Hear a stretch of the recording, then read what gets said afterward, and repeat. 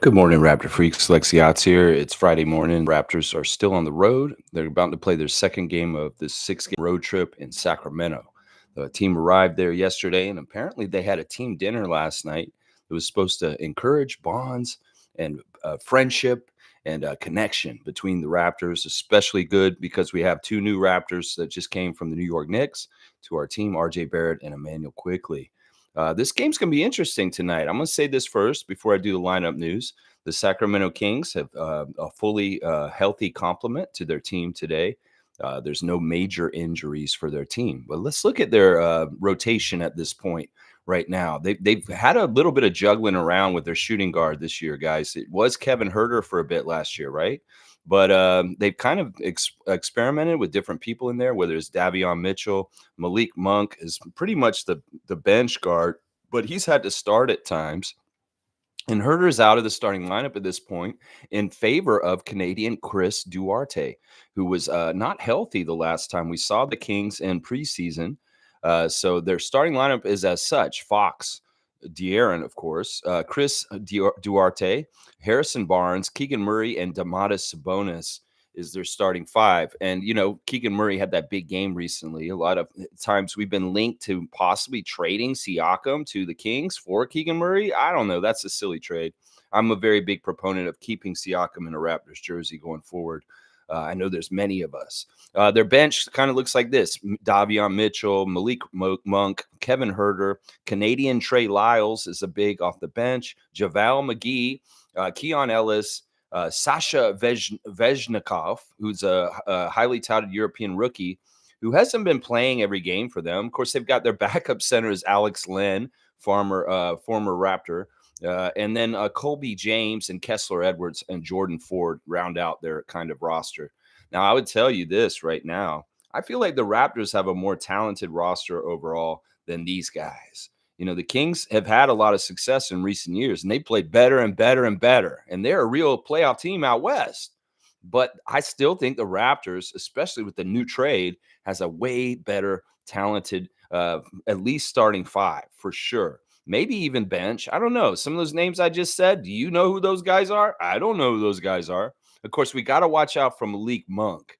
He is a scoring machine. And in recent games, he's been going off. So he's that guy off that bench that we got to watch out for tonight. So, yeah, it'll be interesting stuff. The Kings have been winning. They're mostly a winning team, 20-13. And they, let me see what they've done recently. They have won 3 out of their last 4. They lost to Charlotte, though, 2 games ago, just so y'all know. On Tuesday, they lost to the Charlotte Hornets by 7 points. And we know where Charlotte's at as far as their talent level and who they are without LaMelo Ball. So if Charlotte can beat them on Tuesday, I think the Raptors can beat them on Friday, is what I would say right now. Our injury list looks like this as of right now. Koloko, of course, has been there the whole time this year with his respiratory illness. But now Otto Porter listed today. He's doubtful because of his knee. Of course, Otto didn't play in the last game for us. But this is fine.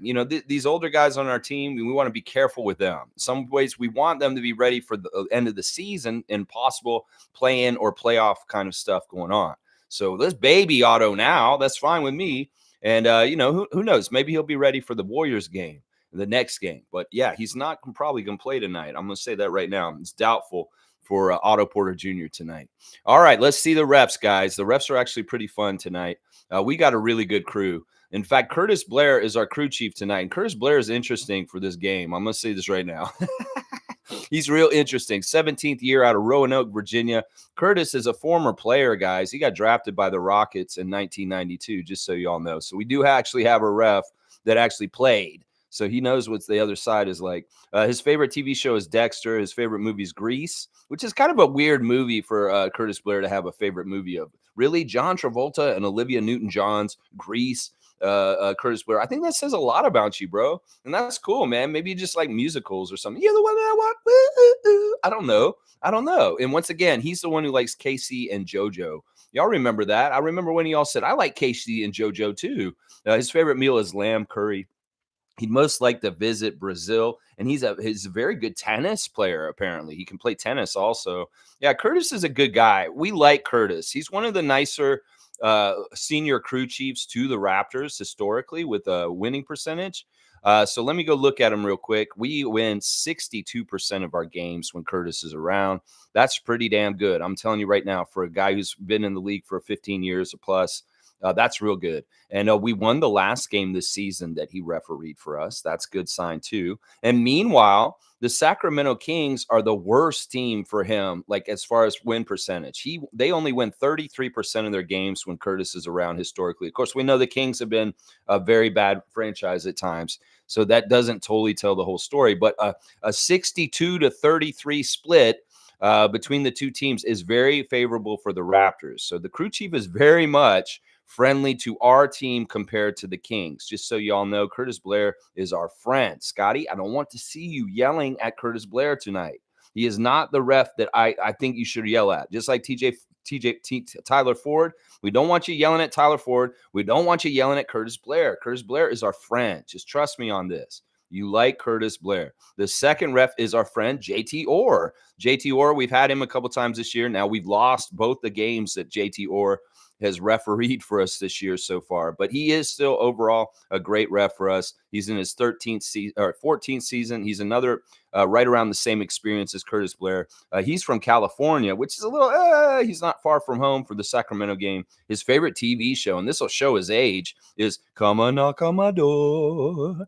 Take a step that is new. When the kisses are hers in his, three's company too. Da, da, da, da, da. Yeah, he's a real California guy. He also loves the movie Fletch, which Chevy Chase, of course, is a huge Lakers fan in that movie, Fletch. So this guy's old school, and he likes Jeremy Spoken class today. Yeah, he's a big Pearl Jam fan also. I wonder if he hangs out with Dennis Rodman.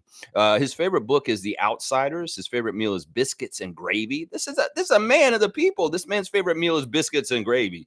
His favorite app is Maps. He most like to visit Glacier National Park. He wants to start a dog rescue.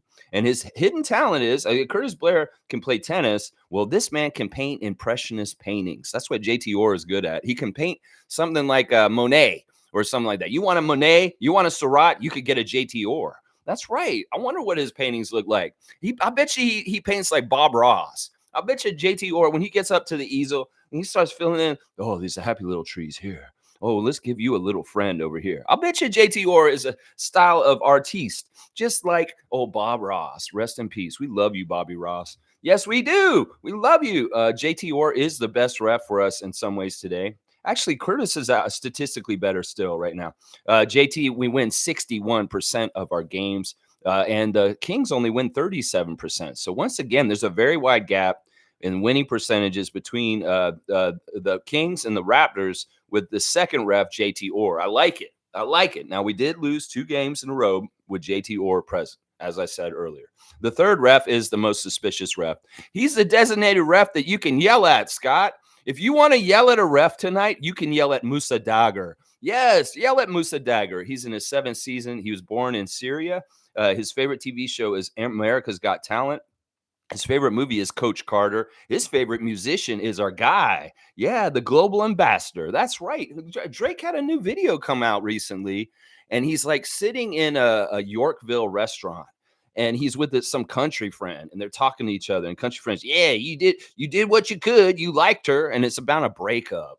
He's like, yeah, well, we got to move on. And he goes out and he gets in the car with his buddy, and they start the car and it blows up just like a mafia movie. It's so weird. It's like, and then these 2 women just jump out of the alley and they're laughing and they're dancing around the burning flames of Drake's car blowed up with him and his country bumpkin friend in there.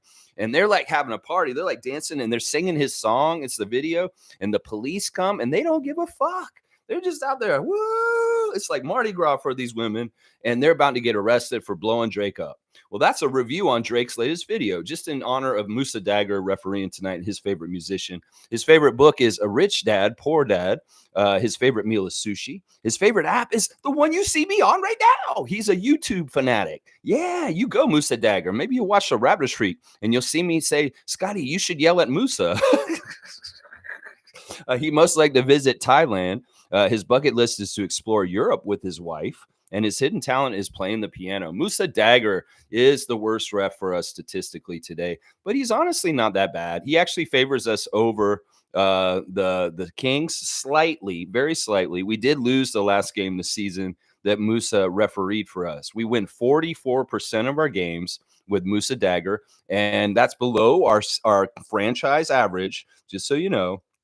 And the Kings win 42%. So the split's much closer with Dagger. 44-42 is the split. There's your ref report. So the designated person that Scotty can yell at tonight is Musa Dagger. So if you really want to get mad at the refs, yell at him. Do not yell at JT. Do not yell at Curtis Blair. Those guys have more power in the game, and Musa's more likely to get the calls wrong, Scott.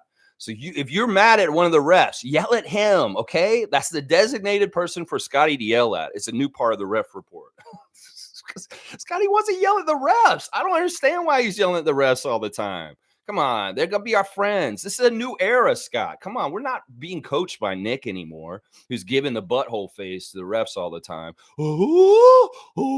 Nah, it's a new era. It's the Darko era, and it's a humanitarian, we are smoothing it over, peacemaking era. The refs are our friends. Darko said it when we started this season. The refs are the best refs in sports all around the world in the NBA. It's the hardest sport and league to ref in the whole entire world, y'all. I wish y'all would understand this. It's true. The refs in the NBA are more known than anybody. Their faces are there. You get to know who they are. Like I just told you. How would you know that JT Orr is a Bob Ross impressionist artist? How would you know? You just know. You don't know who any of the NFL refs, unless they really screw up, are. You don't know who any of the umpires for the MLB are. It's the NBA, the toughest league to referee. So have some respect. And I follow the leadership of Darko Rajakovic in saying, we love the refs. The refs are our friends. Chris Boucher said it on Boucher podcast last year before Yahoo Sports took it away, you bastards. He said, the referees are my friends. I like the refs. Are y'all listening? Give me calls. Yeah. So this is the attitude we got to have, Scott. Don't yell at the refs. Do not yell at the refs anymore. And if you do, yell at Musa. Yell at Musa. That's what I'll say right there. All right, let's get into the comments this morning.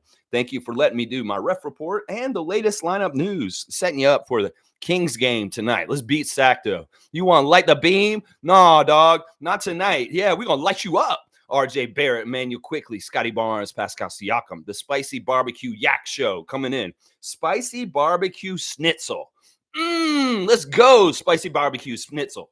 That's the crew we got right now. We got the Spicy with Siakam. We got the BBQ with Barrett, Barnes, and Quickly. And then we got that Yak and Dennis Schnitzel. We got that Spicy Barbecue Schnitzel for y'all to eat. You're gonna lose, Kings. That's what I'm saying. All right, let's see who's in the chat first. We got Chris, MSJ's first in way early today. Such a huge Raptors fan. Well, you came in at 10-9 and started commenting on my stream. God forbid, Chris. That's fine. Early bird catches the worm. Come on in and say something. Come on in and say something. I have no problem with that. Chris is saying, as a b-ball fan, Jokic, wow.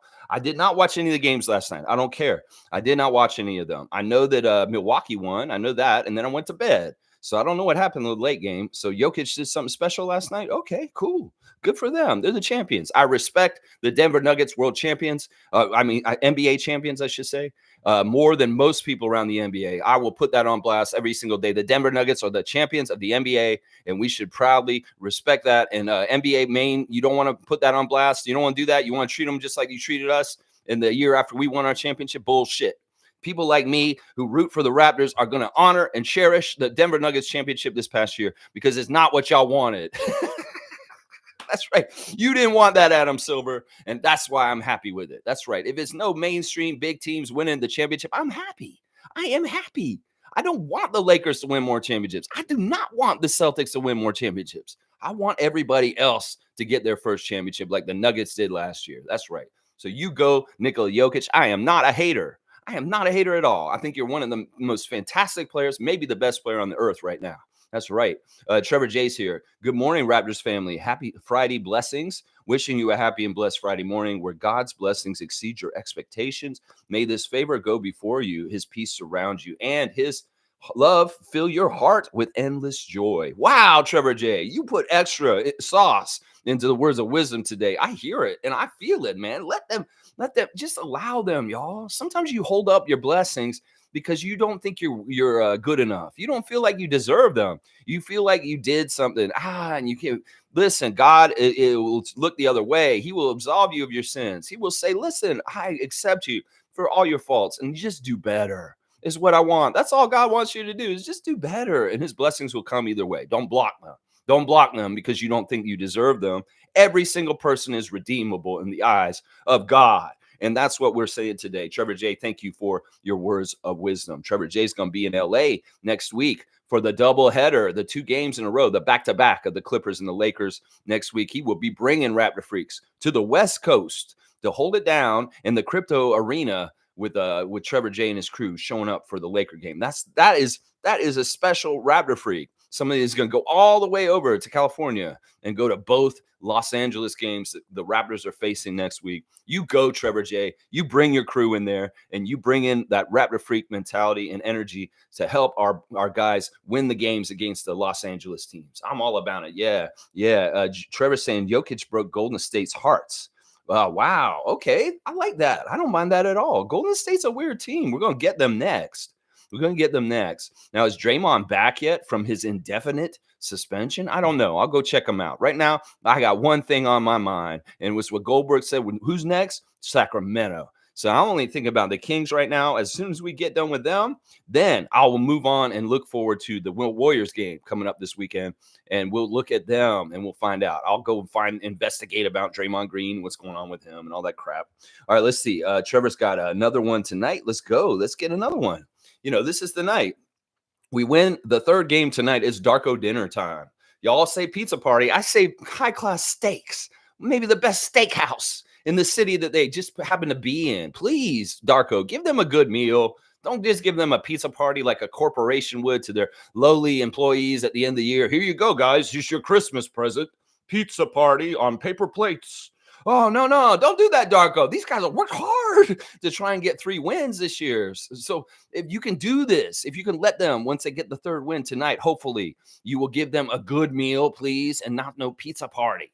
That's for little children. You need to give these grown men a steak party. Give them a steak party. Put it on paper plates too, but just make sure they're steaks, please, and no pizza party, please. It's got to be better than that. That reward's got to be worth something. Come on, Darko. Pizza party? Really? Come on now. It ain't going to be a pizza party. Let's go. Carl Otts is here. Carl Otts, thank you once again. He's the reason why I got this mic. My brother looking out for me on Christmas and saying, Merry Christmas, bro. Here's the Yeti mic. We're starting off the new year right with the Raptors with new players and a new microphone for all Raptor Street right here. Yeah, good morning to you, Carl Otts. Let's go. Jillian's here. Good to see Jill. Good morning, peeps. Happy Friday game. That's right, Jillian Moody. It's always a better morning when I see Jillian in the chat with us. I love you, Jillian. I hope you're having a great day so far. TGIF. Let's go. That's right. The first Friday of the new year. Jillian's saying that, Trevor, you're so thankful as always. Trevor is he's a spiritual leader of the Raptor Freak family. He's somebody who keeps us grounded in gratitude, just like Emmanuel Quickly has a very much a grounded attitude and gratitude with his faith in the Lord and the blessings and the gifts that he's been given by the Almighty above. And that I ain't having no problem with that. And if Trevor wants to go mount on the sermon with whatever he wants to do in this channel, he's a beloved Raptor Freak, and I don't mind. This is a non-denominational space. If you have faiths other than the faith that Trevor J has, that's fine. This is all for one and one for all. I am not trying to dote on any kind of religion in particular, but I have no problem with people expressing their faith in here if they want to. I really don't in some ways. I'm all about freedom. And Trevor J's awesome. I love his words of wisdom. They're so good, so good. Let's see. Dana's here. Good morning, everyone. Happy game day. Let's go. That's right. Canadian Dana. Holding it down. Canadian Dana. We love you, Dana. Hit the like button when you come through so you don't forget. There you go. Thank you, Dana. I appreciate all the likes and comments, guys. And whatever. The channel is growing. And I'm wondering what percentage of my new subscribers live in New York City. I'm really, really wondering right now. In some ways, some people may be exposed to Raptor Streak just because they're big fans of RJ Barrett or Emmanuel Quickly. And once again, I'll say welcome to fans of those individuals and on our team, even though they were on your team before. There's a lot of hybrid Raptors Knicks fans developing at this point. And in some ways, I'm becoming one myself. I am rooting for y'all because I love OG. And I want to see OG succeed with y'all too. So that one hand washes the other. You like RJ Barrett, and you want to come listen to me talk about RJ Barrett now? Okay. Okay, yeah. Tell me how OG's doing too, because I love OG. That's right. I'm gonna say that. Let's see. Dana's saying, okay, MSG first. I feel another win coming tonight. Scotty seems to own the Kings. The Kings are a weird team with us. They are a powerful team, but I'm going to say this trend of us beating Western Conference teams more this year is going to continue. Our record against the Western Conference this year is a winning record. I don't know if y'all know that. We have a very good record against the West. I feel like part of it is because the NBA overall has tried to sewer us with the Atlantic Division. We have not won an Atlantic Division game. And a lot of reason why is the in-season tournament. A lot of the reason why is particular ref crew chiefs working Atlantic Division games for the Raptors so far this year. Now, you go out of the Atlantic Division, you go in the Eastern Conference. Yeah, the record's not that good either in the Eastern Conference. But when you see the Raptors against the Western Conference, woo, we good. We beat Minnesota. We beat Phoenix. We beat San Antonio. We beat Memphis. We beat a lot of the Western Conference teams that we played already. And I fully expect us to continue to play well against the Western Conference. And hopefully we get that third win in a row and the guys get the Darko dinner. The Darko dinner. That's what we're aiming for tonight. That's right. Dana's saying everyone is coming to the weed store with me soon. Yeah, let's go to the weed store. I'm all about it. I might need to go to the weed store today, actually. I think about my supplies, and I might need to go get some Jean Gay, whatever they call it. I come in there and I say, give me a bunch of Jean Guy. And the lady's so pretentious. She's like, you mean Jean Guy? And I'm like, no, I want Jean Guy. Just give me Jean Guy. She's like, Jean Guy? I'm like, no, don't Jean Guy. Give me that guy, Jean, whatever. Give me what, you know what I mean. It's so pretentious. I do it on purpose now. When I go in there, I'll say it wrong just because it pisses her off. And she always corrects me. Jean-Guy.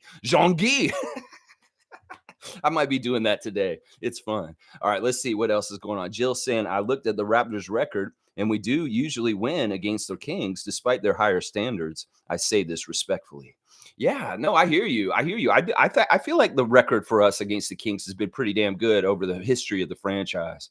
Yeah. I don't worry about the Kings. So what? They got a beam. So what? Let's take the batteries out so they can't light it up. That's what I'm saying right now. Yeah, let's take those batteries out of that beam so they can't light that shit up. And we'll get the batteries in our pack and we'll get energized and we'll run all over the court. And Jack Armstrong will say, these are the new Raptors 2024. They're so energetic. I love it. That's what I want to see tonight. Jakob, don't stop. You got to be the new giant Energizer bunny. It just keeps going and going and going. That's right, Jakob. Please. Can you just be the Energizer bunny for the whole of 2024? Because the way you've played in the first two games this year has been phenomenal. Getting after it. Jakob Pertl. I love to see it. Monique is here, the super fan. Monique Lawrence, number one super fan in Raptors fandom is Monique Lawrence. I'm going to tell you that right now. Good morning, Raptor Freak family, and happy game day. That's right, Mo. That's right. It's going to be staying up late night. That's right. West Coast trip, later games. I already talked to Adrienne about it. She's like, yeah, I'm not going to be up for that game. I was like, I understand. It's just how it is. The game starts at 10. It's not done until after midnight. It's a late game. So we got to get our naps in this afternoon. That's what I'm saying. Chris is saying, if the Raps can play defense, you win versus the Kings. Ooh, this will be a good challenge. I like this, Chris. In some ways, what I said recently about the Raptors' new look is I don't care if they're exactly a good defensive team. It's just they need to have a switch where they can turn it on to get stops all of a sudden. That's going to be so key for fourth quarter stuff. When you're in a close game and you have to manage the game to try and win it, well, you got to get key stops. So in some ways, I don't expect them to be the defensive team that they were under Nick Nurse last year, hurried and running all over the place, trapping and just being generally annoying and terroristic. No, I want this team to pick their spots and really be smart and cerebral about this is the time when we need to stop. This is, you can feel it. This the tide is turning or it's too close or you want to keep the momentum on your side. Those times need to be evaluated and assessed and acknowledged and put down as saying, yeah, we're putting it down right here. And you're not getting a score on this time down the floor. Because in some ways, that's going to be important. Now, the fourth quarter against the Grizzlies was not pretty offensively. And at times, it wasn't good defensively, but it was at times too. And that's the thing. If they can get stops late in the game, they can manage the game and win. And that's what I want to see. That's what I want to see right there. Yeah. Yeah, Cool Cat's here. Good morning, Raptor Freak crew. Game day for spicy barbecue with some yak sauce. I want to make it a schnitzel since we got the two German-speaking teammates that are on the team. That why don't we make it a spicy barbecue schnitzel? And that'll incorporate Mr. Schroder in there too. I like it. Bryce Lawson is here. Good morning, Lex and the Raptor Freak family. Good morning to you, Bryce Lawson, holding it down for the RFF in the state of Kentucky and stateside. That's right, the home of the Wildcats, the origins of Emmanuel Quickly out of the Kentucky Wildcat program. That's right, Bryce, holding it down for a stateside. Always good to see you, man. Cowboys here. Good morning, Lex. And bam, Raptor Freaks, let's get this win tonight. I hear you, Bradley, loud and clear. And I want these people out here to hear me now. Tada Services. Bradley is a part of this company. It's a cleaning service. You call 647-833-6844 if you need some equipment rentals. If you need flood restoration, like if your flood went away and you need to restore it, Bradley will come over with gallons and gallons of water and restore your flood into your house. Wait, that's not what that means? Oh, I'm sorry. He won't do that then. But yeah, Tada Services, helping the greater Toronto area with odd jobs and handyman work. If you need help, Bradley will come help you. The number once again is 647-833-6844. He will restore your flood damage. That's what he meant. I thought they wanted to risk. Never mind.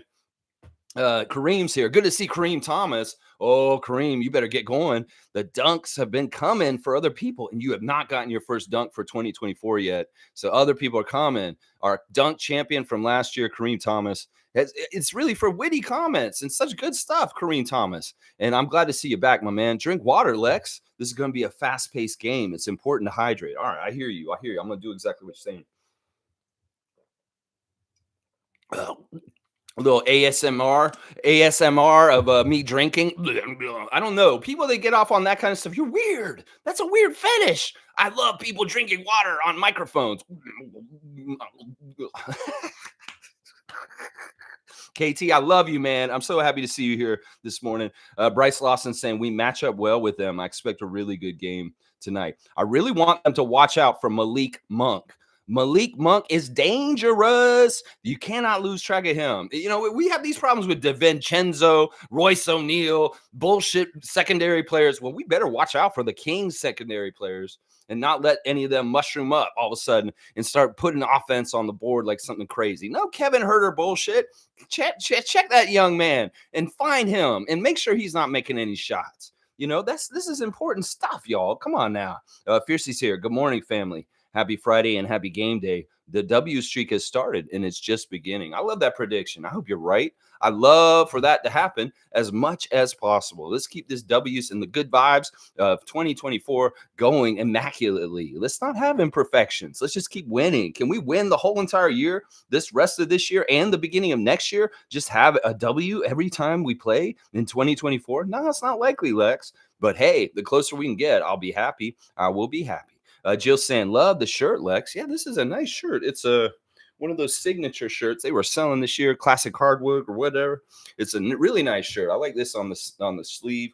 Yeah, I got it for my birthday from my folks. They know what I like. That's right. This is probably my newest Raptors shirt. I got it just in August. So this is not an old shirt. All my other shirts I've had for years, some of them for like a decade. But yeah, this is probably my newest Raptor shirt. Thank you, Jill. Naco the Nachos here. Good to see you, Gerald Mayhew. If you guys see a name on a comedy bar or any kind of comedy club and it says Gerald Mayhew, that is Naco the Nacho, a stand-up comic here in the Toronto area. We love you, Gerald. Happy New Year and happy birthday once again. Your birthday was the other day. They got that free dinner if they win. That's right. Let's get that free dinner. And it better not be no pizza party like some Raptors fans are trying to say it is. It ain't no pizza party. This has got to be a high-class, fine dining, expensive meal. Give them some lobster or something, man. You don't have to go to Red Lobster. Go somewhere good. I don't know. Something. They better get a meal because this is a struggle to get 3 wins in a row for the Raptors this year. Yeah, Lucky Chit is here. Good to see a new name. 9:30 every morning. We're talking Raptors here. And you guys are always welcome. It's a little bit like the yin to the yang of the Zazu spaces. We're the morning people that are up and have rested and have a little bit more kind of we're not as crazy in some ways. Let's see, man, Raptor Streak is a freak with stats no other analyst gives you. Laugh out loud. Listen, my specialty on this channel is the referees. Listen, I understand. I'm not mainstream, so I can do this. Sportsnet's not going to do this. TSN's not going to do this. ESPN's not going to do this because they don't really want to put refs on blast. Well, I'm watching them, and I understand. Just like police, there's good and bad ones, and I really want to know who they are.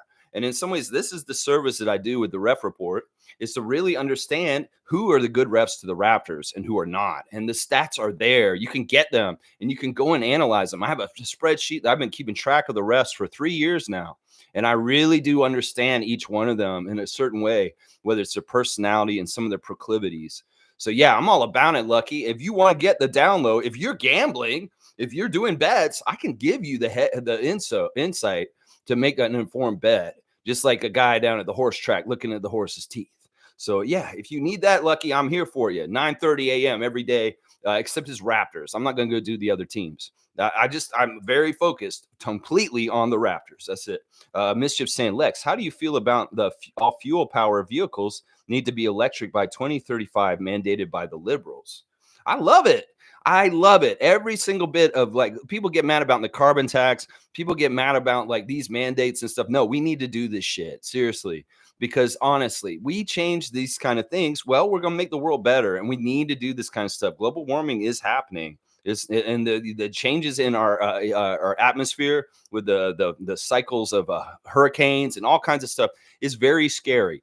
And the one thing that people don't realize, because we live in this part of the world, is that a lot of this stuff is causing drought and famine and problems in other parts of the world that we just don't get to deal with because we don't talk about it. It doesn't get covered in the press.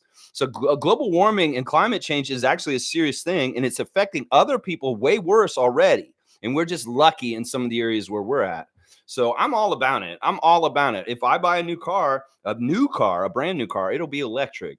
And but I'm going to probably buy an old beat up used pickup truck very soon.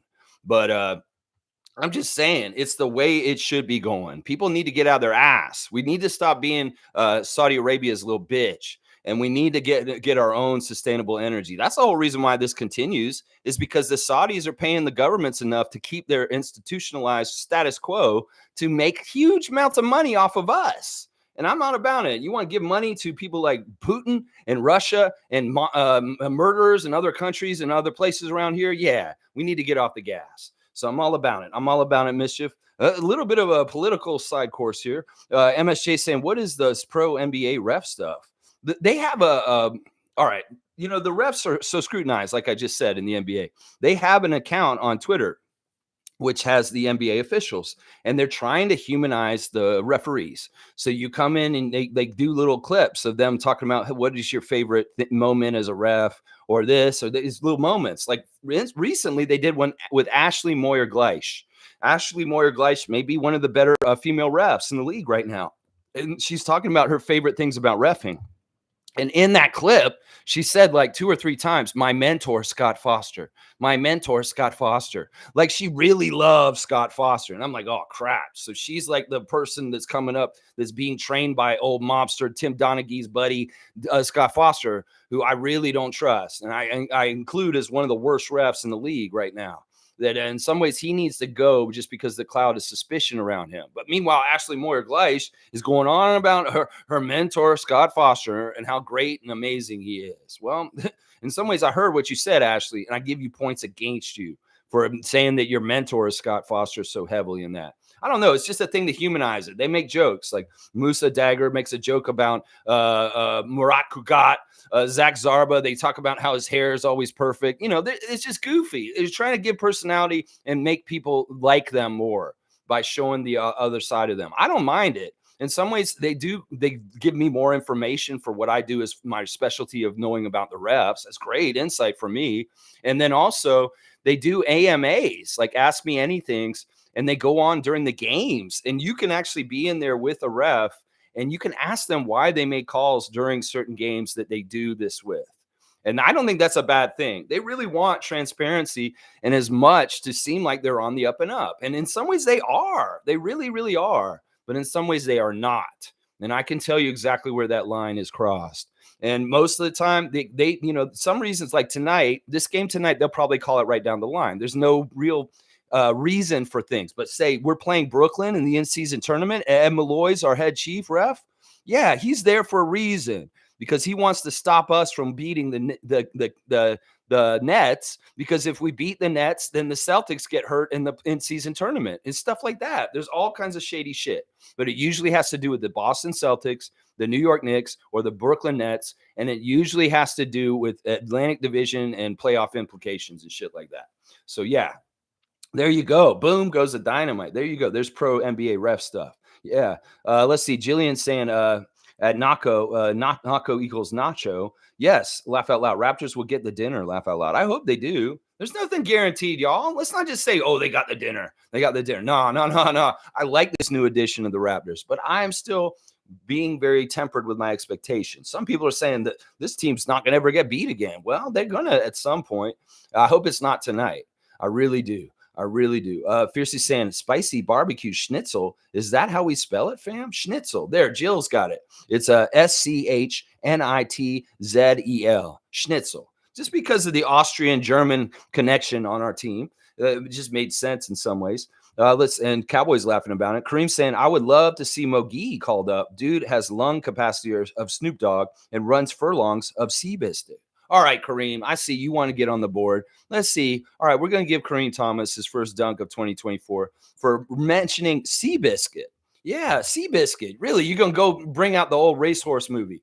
Wow. Wow, Kareem, I love it. I love it. All right, listen, this is weird, and this is a great segue for talking about the 905 game last night. Embarrassing, humiliating, horrible, but Mohamedou Gueye was not there. I don't know what happened to him, why he was not playing last night. I don't know if he's sick.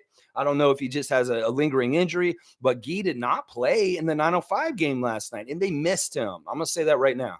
So I don't know what's going on with Mohamedou.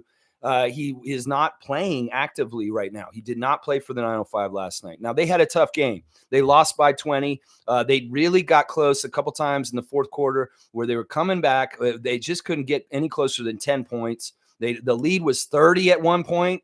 Where College Park Skyhawks shooting the lights out. It was Kobe Buffkin and Silva killing us. These two guys, Chris Silva and Kobe Buffkin, killing us in this game last night. The rookie Kobe showing off, and it sucked. It sucked. The Raptors 905 couldn't make a damn shot. They could not make a damn shot. They were 17% from the 3-point line, 6 of 35.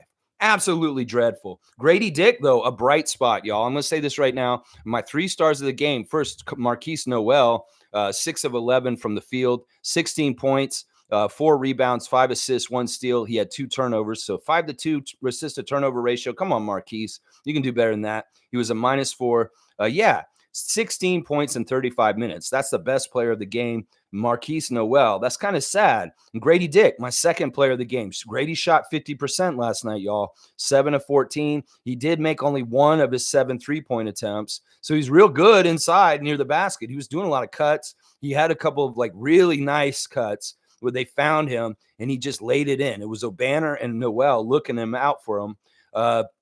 Grady had 7 rebounds, 1 assist, 1 block, 3 turnovers, 16 points also for Grady. Yeah, really, really, And my third star of the game is off the bench, Kevin O'Banner, 13 points, 5 of 10 from the field, 2 of 2 from the free throw line, 8 rebounds, 1 assist, 1 steal, 2 turnovers. Yeah, none of them were that good, honestly. I'm giving the 3 stars to guys who scored 16, 16, and 13. And I'm avoiding Javon Freeman Liberty, who was the leading scorer, because he was hot garbage, y'all. In some ways, my stock with Javon Freeman Liberty has been dropping steadily in the last month.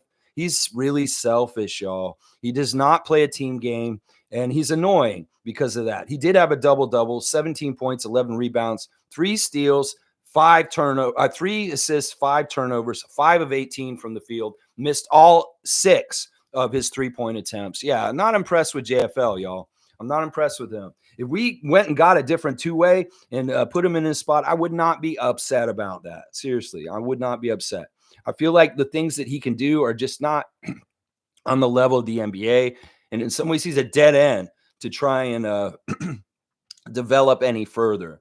But the real bright spot of the 905 game last night against College Park was Grady Dick. Grady Dick actually did some good stuff last night, and I'm proud of you, Grady. It's little steps, baby steps. And you had a good game last night. You shot 50%. You were cutting really well. You were getting rebounds and doing a lot of good stuff. In fact, the synergy between Noel and Grady Dick looks real good right now. I seen them on the break running, and Noel sees Grady over his shoulder, and he just kind of flips it up over his shoulder, and Grady's grabbing it, and he's laying it in. Perfect stuff. Perfect stuff in transition with those guys. So there you go. So there's your question. There's your answer there about Mogi not available. I don't know where he was. It's very weird. Yeah, the 905 are 1-3 now, which is not ideal. They're going to get a second chance to play the College Park Skyhawks on Saturday. So they're going to stay in Atlanta and for a couple days, and they'll play them again tomorrow. Let's see. Jimmy Pope saying OG out, IQ and RJ in. That's right, Pope of Positivity. Always good to see my friend Jimmy Pope. Always good to see you, Jimmy. And I love it. I love this switch. And Knicks fans are liking it too. Although Knicks fans are kind of being weird. They saw clips of Emmanuel Quickly winning the chain, and they're like, what is this Chuck E. Cheese shit? And they're like, what? He doesn't seem very happy. And I'm like, well, you motherfuckers aren't listening to him. You're not listening to him. You think he's not happy. I don't understand why they think he's not happy. I think they're just hating, and they don't want to believe that he's happy. I mean, I would say this. I can't tell if OG's happy or not with y'all. We just can't tell. He's got the most poker face of all poker faces. You could come in there, he'd be smiling, and you wouldn't even know it. He's like, oh, OG, how are you doing today? I feel fantastic. Wait, you don't really sound like it. Yeah, I feel absolutely fantastic. I'm having one of the best days of my life. Really, OG? Like, I can't tell. You're expressionless, and you are very monotone whenever you talk. That's just how he is. Quickly, I've seen him smiling. He's happy. Knicks fans, you just want to delude yourself to make the pain go away. Yeah, you want to keep thinking Emmanuel Quickly's unhappy to be in Toronto. You go ahead and tell yourself that lie. You go ahead. If it makes you feel better, yeah, okay. Let's see. Stargate's here. Good morning, Raptor Freak family. Man, the 905 game was disappointing. I am starting to believe it's the coach now as well. Yeah, nobody. Listen, I saw an open tell of it with Justice Winslow. Justice Winslow coming out of the court, and he kind of gave a side eye to Eric Curry at one point when he's coming off the court. I'm telling you, man, they don't respect him. If I played for him, I wouldn't respect him probably either. I mean, seriously, why did we put Woody Allen as our 905 coach? Seriously, why do we do this, Messiah? Why do we have this guy down there? He should be in an office with a computer. He should not be on a court side trying to argue with Danica Mosier. Seriously, he should not be down there. He just should not be. He should have never been down there. This is the problem. When people think people have experience in doing things with numbers and computers, and they're scientists and they got PhDs that they can just do a job like that. No, not everybody can coach. Coaching is a hard job. You have to be a certain amount of asshole and ego in a certain way with balance of humbleness and kind of eating shit at the same time. And, maybe he's got that second part, but I don't know if he's got that aggressiveness and that kind of personality and ego to be as fully as good as like somebody like Nick Nurse or Bobby Knight. Come on now. Where are you on the Bobby Knight scale, Eric Curry? You're like a -2 on the Bobby Knight scale. Seriously. I don't think you're throwing a chair. I think somebody's throwing you a chair at you before anything like that happens. Yeah. He is not a fan. He is not on the list of fans. Monique is not a fan of him. Let's just put it that way. Not a fan at all. That's right. Let's see. Cowboys saying, Kareem, is that a dunk or 3? You really want me to up this up for him? Because you're recognize it yourself? All right, we'll give him a full 3-pointer for that first comment. It was pretty damn good. He did make a couple of really good little references there. Nako saying, take him to Rasta Pasta. Take him to Rasta Pasta? Who you want to take to Rasta Pasta? Who Nako? Anybody go to Rasta Pasta is fantastic. Rasta Pasta down in Kensington Market. My old employees, Magnus and Mary, they're fantastic. It's an infusion of Italian cuisine with Jamaican cuisine. That's what it sounds like good, doesn't it? Yeah, that means like getting a fettuccine or a linguine with some jerk chicken and some roti and stuff like that. Oh, man, you can't go wrong with Rasta Pasta down in Kensington Market. World famous. And NBA players like going there. Let's just put it that way. Space Cadet saying Aaron Rose getting completely blasted. Good. Is he getting drunk or is he just getting blasted for being an idiot? For being a tabloid TikTok teeny bopper cover of the Raptors. That man don't take things seriously. He comes on there and he goes on TikTok. What do you think if the Raptors would trade Pascal Siakam for Indiana? And I'm like, shut up, Aaron Rose. Like, are you a real journalist or are you a TikTok kid who's like making TikToks? I don't give a shit. You shouldn't be doing TikToks. I don't think real journalists should be on TikTok doing TikToks. It's just, maybe it's the new age. Maybe I'm just an old head and you're stupid, Lex. But to me, it's unprofessional. It's unprofessional to have some idiot like Aaron Ben Rose, idiot, go on TikTok and make little snapshot TikTok bullshit. He should get blasted. Fuck Aaron Rose. I never liked that motherfucker. Fuck him. Yeah, he should be blasted. MSJ saying there's no way he's serving them pizza. Jesus. I hope not. That's the joke on Twitter. Everybody's saying, no, they're going to get Darko's pizza party. It better not be. If it is, it better be at Chuck E. Cheese. And they better have all the animatronics working. No, not working today kind of Chuck E. Cheese shit. Mr. Bunch better be singing. If I'm going to Chuck E. Cheese, he better be operational. If I'm going to get a Chuck E. Cheese pizza party for Darko three-game win streak, yeah, Mr. Bunch better be operational. I better be able to hear him. The old hound dog, Elvis in the corner. They all be better working when I go in there. And they're all from like 1985. And they just kept them up. Oh my gosh, I'm going to some tangents today. That's right.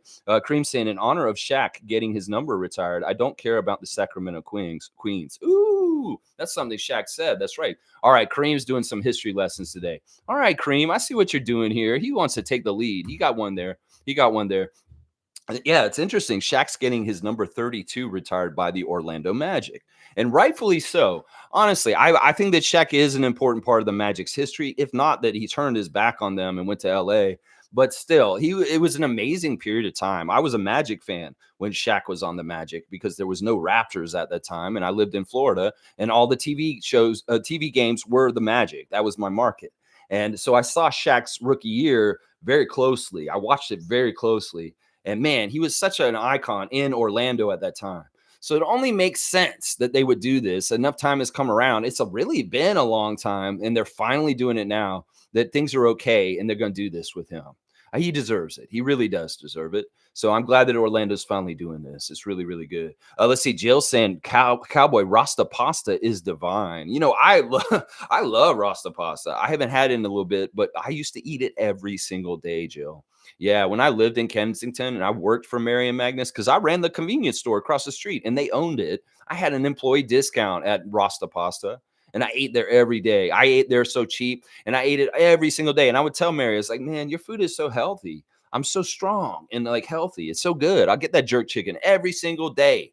Every single day. It was so good. It was so good. I highly recommend my friends at Rasta Pasta in Kensington. If you're around the greater Toronto area and you've never been to Rasta Pasta, go down to Kensington Market and go eat it soon, please. Kareem saying at Neon Moon, I'm all about put that pull-up three. No more dunks for me. Knees are bad, but alley-oops to you. Okay, Kareem's telling us his game plan. It's like he can't be Kenny Skywalker anymore. He's got to go in. He's got to be more, outside kind of guy at this point. I get it, Kareem. I get it. Last year was tenuous on your knees. So much dunking. Yeah, I saw the workout you did last year, and now you gotta take care of your body. I get it. Fiercely saying, yeah, I agree with Chris. Sabonis is so effective against us, and Scotty's a huge factor. Ineffective. Sabonis is so ineffective against us. You know, he's a muscler. He's a strong guy, and in some ways we got to watch out for that. Now, once again, we are going to be missing OG. We're going to miss a little bit of Precious. And, our defense needs to stay solid. I like what RJ's doing as a team defender on our team so far. I think that what people said about RJ in New York was overcritical.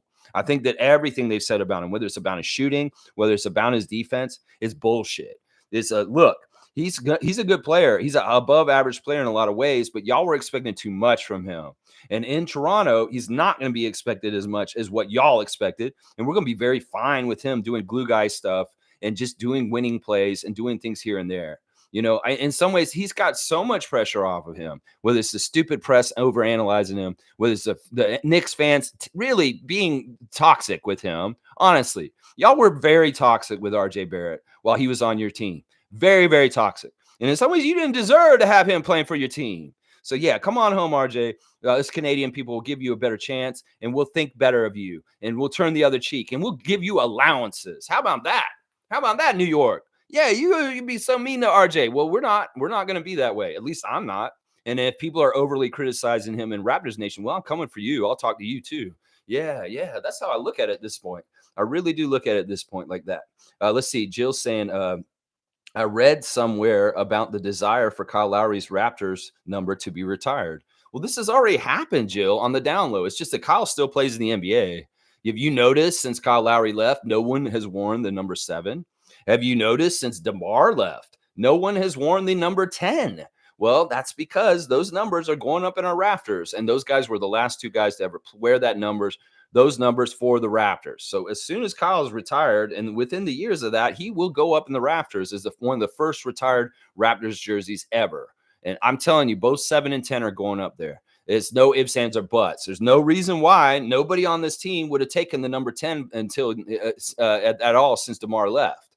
Well, it's because Masai is saying these numbers are nobody's now. They are going to be up in the Raptors for Lowry and DeRozan at some point. And I'll bet you number 23 will be up there too. I don't think you'll see number 23 going to anybody either, just so you know. Now, this isn't even like rumors. This is just the damn truth. This is what will happen.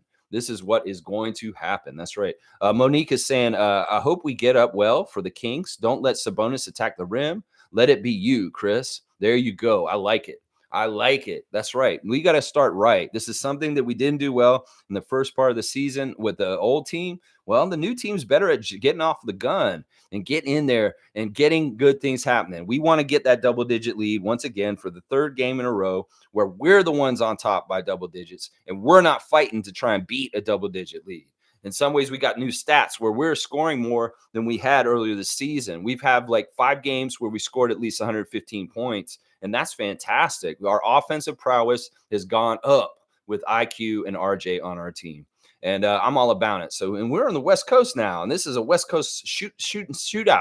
Yeah, well, we got more guns to come to the OK Corral with now, and we can actually get into a good gunfight with people and actually beat them in some ways because we can actually match their firepower now. Finally, we couldn't last week. We could not last week. This is what a way a week can change. What a way a week can change. Woo, that's right. Let's keep going.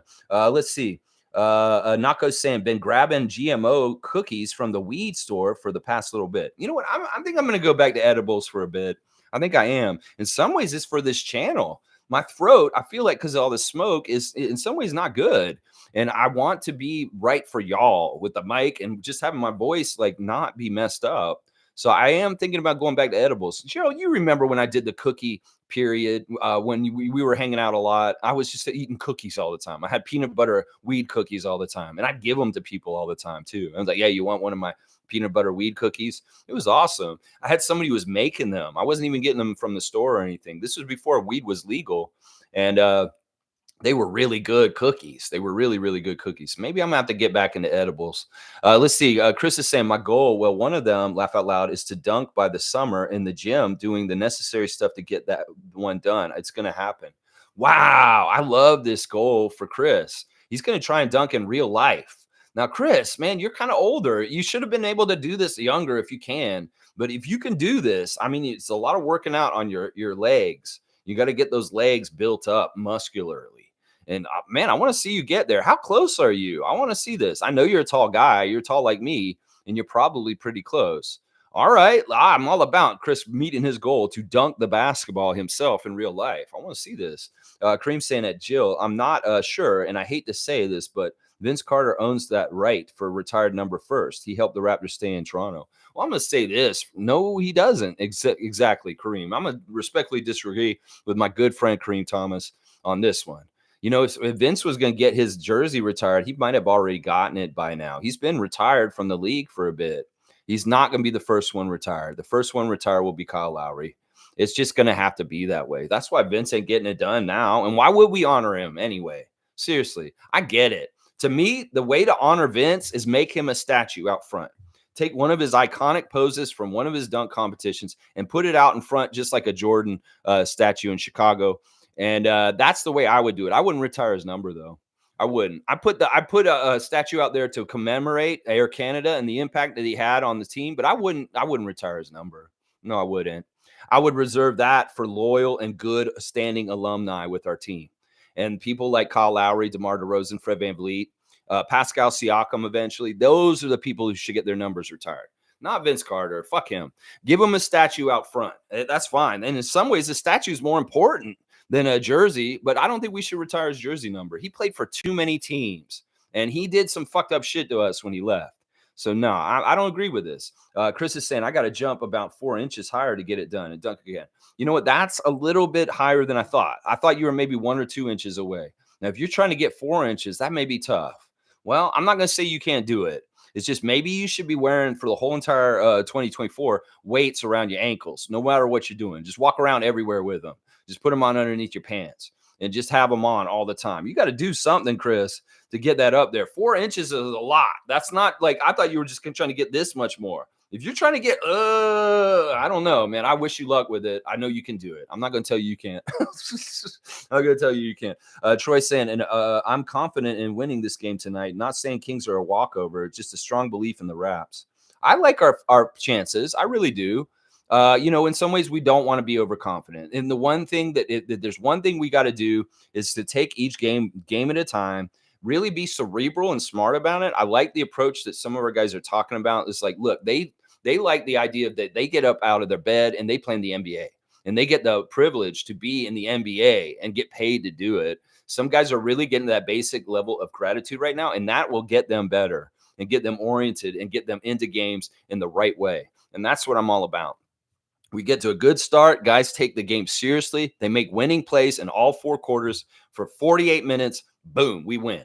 We win. We have enough guys on our team contributing in different role player ways and winning ways. Boom, we win. In some ways, that's the battle. It's not the battle between the top 3 guys on each team. It's the battle between the top 8 guys on the team. And how many of those 8 guys all the way down are going to be producing things that are worthwhile and add up to winning? It's like, is Alex Len going to come out there and kill us? And then all of a sudden the Kings win because of that. No, we can't let that happen. It's Alex Len, for Pete's sake. No, we need to be the team that has the more players that are contributing in major, major ways. That's why Dennis is important. That's why Gary's important. That's why Chris Boucher is important. So we get as many people contributing in winning ways, we will win tonight. And that's what I'm going to say right now. That's right. That is right. That's right. All right, where's my place? I think I lost my place. Let me try and find it real quick. All right, here we go. Jill saying that Naco the Nacho, years ago, I was once offered what was supposedly a peanut butter cookie, but my tongue tasted wet tree stump. So assuming I was tasting weed, quickly put it down, laugh out loud. That's wrong. If somebody gave you a cookie and they didn't tell you that it was like that, that is wrong on them. That is wrong on them. And this is partly why your parents teach you don't take candy from strangers. Don't take candy from strangers. Don't take cookies from strangers either, especially if you don't trust them. Especially these days, candy or cookies could be weed. And you don't want that. If you don't want that in your life, don't take it then. So yeah, Jill, I'm glad you avoided that. I don't know for sure if that may have just been a really dank peanut butter cookie. It may not have been a weed cookie. It just was maybe really dank. It could have been a dank cookie on its own. Most saying Dennis back on the Raptors show. I'm glad the guys didn't ask silly questions. They were great questions. Yeah, they were much more civil and respectful towards Dennis Schroder. He's riding around on the team bus, of course, because they're on the road with the team. And the guys are like, I can see Siakam in your glasses reflection. It's like Dennis is sitting there talking to Will Liu and Blake Murphy about his interview that he did after the Detroit game. And he's like, did people listen to you? Did they change? Did you talk to anyone after that? And like Dennis is sitting in the bus with everybody on his team. Like they can hear what they're saying. He's like, no, I didn't have any conversations with anybody about it. And it's like, listen, I don't think it was a big deal what Dennis did on Saturday. I think in some ways it worked. Because honestly, the team has looked way more together and having each other's backs since Dennis said that. So even if it was a little wake-up call, maybe it was not totally necessary, maybe it was a little too open, it was effective at least. And man, Dennis was awesome on that show. In some ways, I'm sorry. I'm just an unapologetic Dennis stan. In some ways, I giving him the respect because I understand he's the reigning FIBA MVP of the world. And he's a world champion right now. And not enough people are giving him the due for that. In some ways, I really value FIBA. I really, really value FIBA. I think FIBA in some ways is a better competition in basketball than the NBA. And in some ways, I'm going to champion the guy who's at the top of the world, of the FIBA world. And I'm so glad he's on my team. How about I put that way right there? I don't understand why people aren't doing this at the games more, at the Raptors games. Why are y'all not chanting MVP when he's shooting free throws? Because it fits. The man is the reigning world MVP of FIBA competition. And why aren't Raptors fans at the arena when Dennis Schroder gets to shoot free throws in our home arena? Why aren't they chanting MVP? Because it exactly fits. And other people will look at, why are they doing that? Well, let's educate them. Germany just won the FIBA World Cup, and he was the MVP of that whole tournament. Who was in that tournament? It doesn't matter. What are you talking about? He beat out Luka for that. He beat out SGA He beat out Anthony Edwards. He beat out everybody that was there. And it was all very good players and very good teams. So, yeah, I just want more respect for Dennis in general, whether it's coming from the Raptors show, jabronis, or whoever. More respect for Dennis is what I want. Mischief saying, scouting report, Kings leading scorer was Malik Monk, 37 points off the bench. Keegan Murray, 28. Sabonis, 22. Kings bench had 51 points in their last game. Yeah, they're high-octane scoring. And in some ways, that's going to be the key is like, well, let's find that happy medium, hold them down and score our own points. And hopefully we have more than they do at the end of the game. Get some key stops and make sure our offense flows and continues to keep up with them. That's going to be a real important thing. In some ways, we really want to watch their threes. Really, really watch their threes. They can get twos and try and fight with us down low, but really guard that three-point line tonight, Raptors. I'm telling you right now. Chris is saying spicy barbecue sausage. You fry schnitzel, not on the barbecue, but sausage is a French word. Spicy barbecue bratwurst. I get what you're saying. You're right. You fry schnitzel. You don't barbecue it. Maybe you could fry it up and then barbecue it after. Maybe that's too much. Maybe it's too tough then. Maybe schnitzel isn't the right word. Yeah, I don't know. We'll figure this out. We need chef. We need a Gubstown Clink. He could tell me the cuisine order of this. Where's Greg? We need Greg. He's going to tell me this. Jill saying at Kareem Thomas, I feel retiring former players' jerseys should be scheduled regularly. Well, in some ways it shouldn't. Ask the Celtics. Ask the Celtics. It's tough to deal with numbers when you start retiring so many numbers for so long. And it really gets hard to have numbers for people on your team currently. It's something that should not be done overly done. It really shouldn't, because you can get into a bad place, just like the Celtics. They have so many numbers retired. It's so hard to give people numbers in that franchise. It should really be a handful here and there. Most teams maybe have only one or two people retired. Some teams do not have anybody retired like us. And it's a very special thing. And for it to be special, it shouldn't be regular. It should not be regular. So respectfully disagree. Cowboys saying, eat like kings tonight. That's right. Eat like kings and get dinner from Darko. That's what we want. Jill saying, Chris, if you're going to go dunk, let us know when. Perhaps we'll give money to charity. That would be fun. We could make this into a charity thing. We could make this into an event. You better have a camera. We will want to watch this and see this. Yeah. Blackhawks got the dinosaur parade. He's like, open the door, get on the floor. Everybody walk the dinosaur. Yeah. Yeah. That old school 80s classic. Troy Henry saying, Raptors are Cat Williams tonight. They have to have to Kings tickets, and the beans going to spill tonight if they fuck around. I don't even know that Cat Williams reference necessarily. I'm not a big fan of his. There's certain comedians that turn me off in some ways. And Cat Williams is kind of that. There's other guys I love way more than him. But yeah, I don't know the reference exactly. But fuck around and find out. Kings. I know that part. I can get behind that. Jill saying at Moog, agreed. Dennis gave a great interview.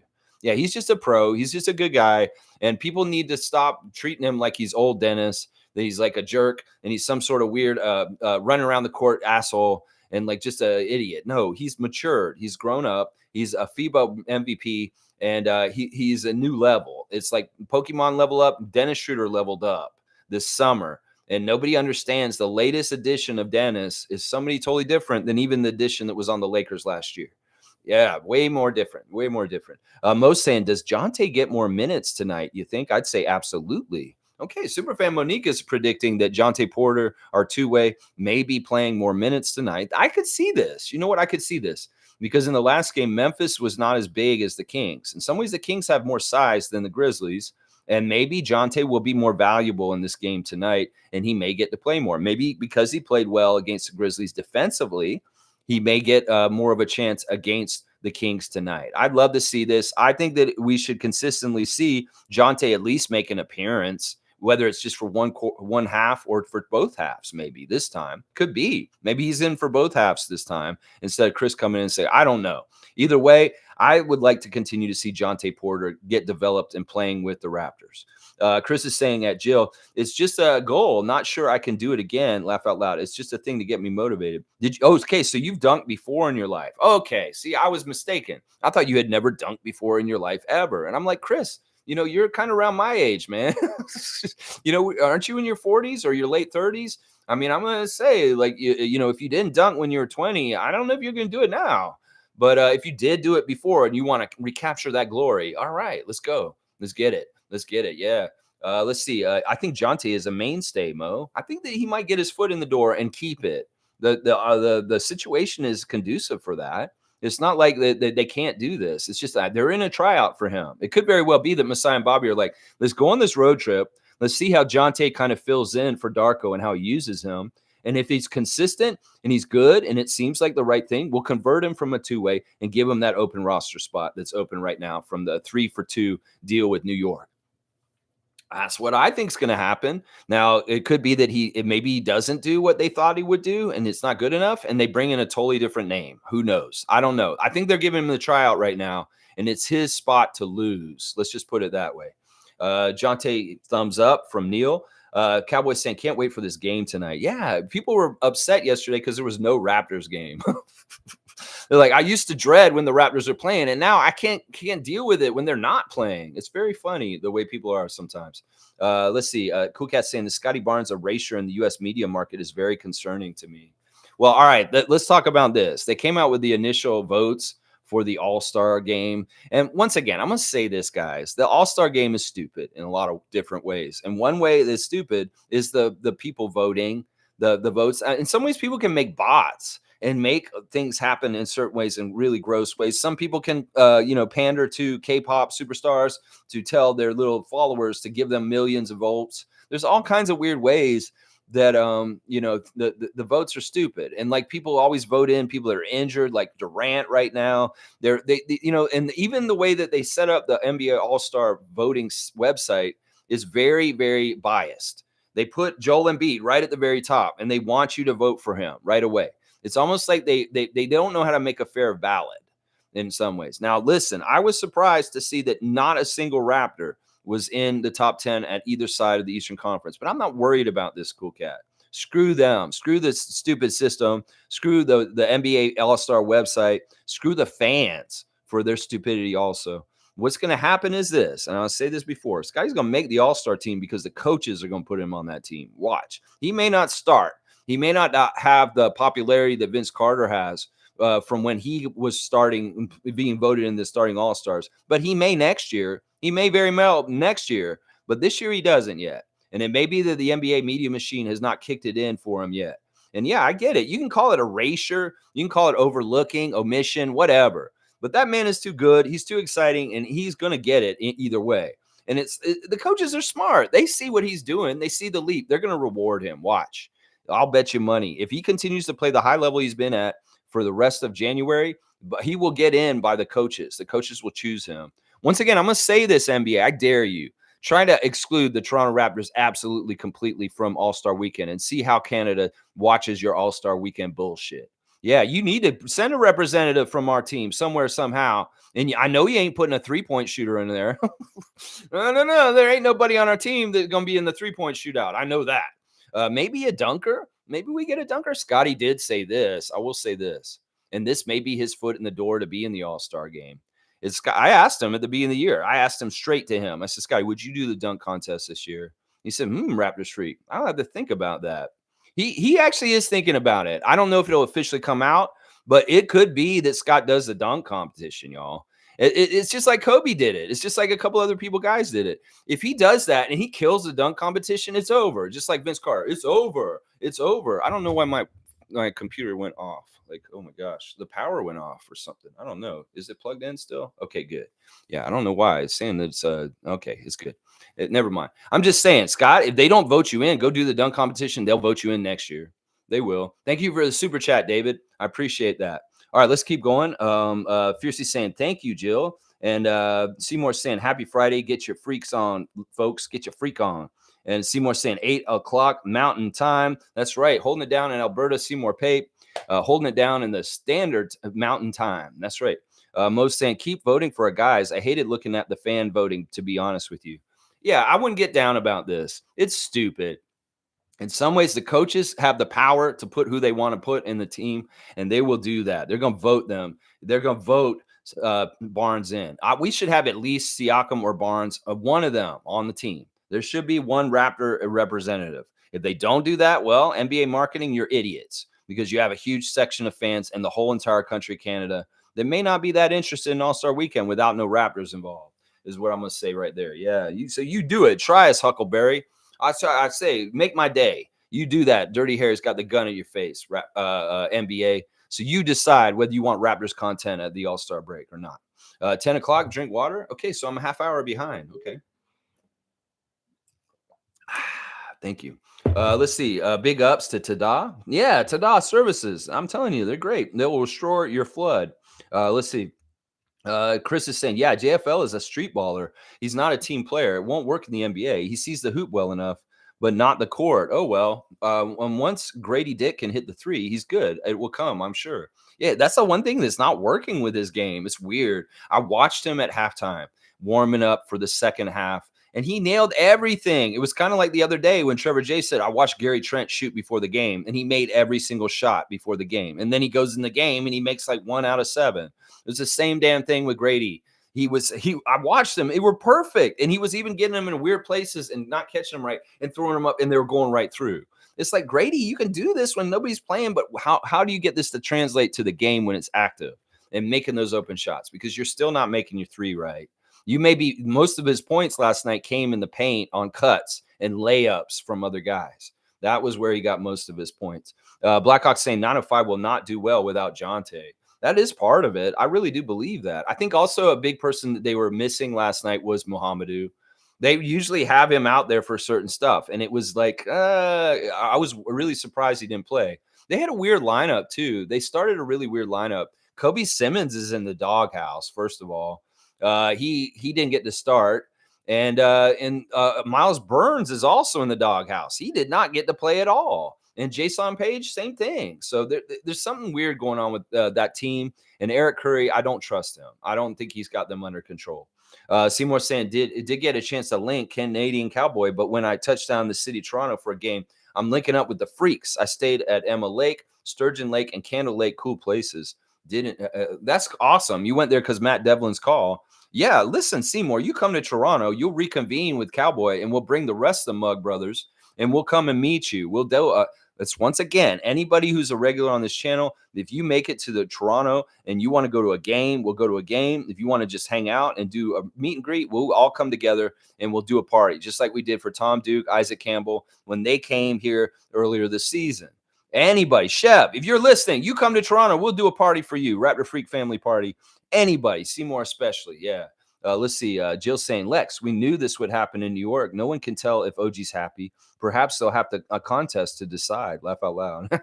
Yeah. OG's going to be fun. It's going to be ups and downs. Now, people are already turning on Precious, is what I'm hearing. People just, man, I'm telling you, it's a tough market. It's sad, too, because he's a hometown guy. And in some ways, he's not going to get the same discount of thinking well of him like RJ will up here.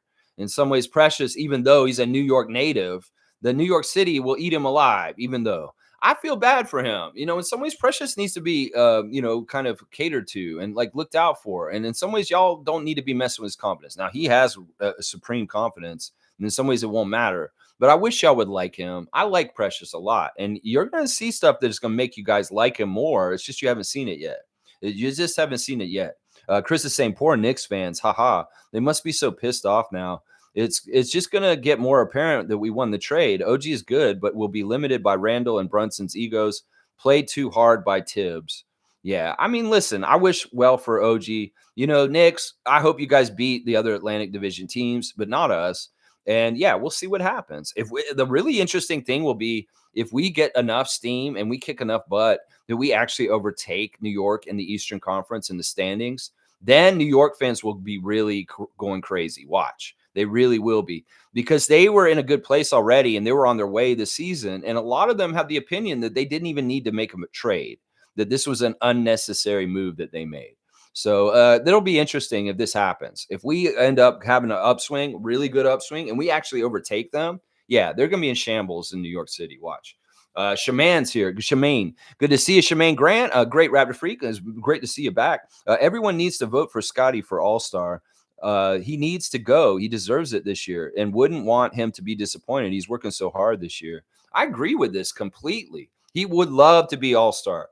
We talked about at the beginning of the season. Would you want to be All-Star or a Defensive Player of the Year? Which one would you rather have? And he was actually thinking about it. He's like, I don't know. I think I would want All-Star this year. And so he does want it. I know he does because he said that.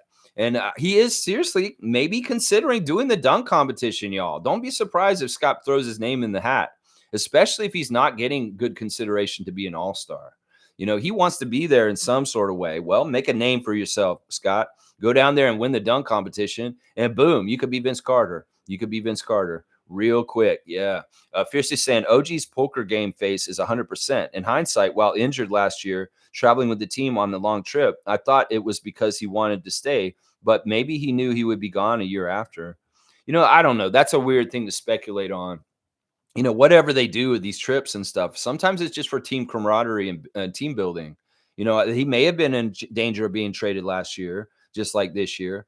But whatever. Why is Koloko on the road with them right now? He's not probably going to play. Well, it's probably for bonding and being around the team and being part of the history and being with them and in some ways not feeling left out.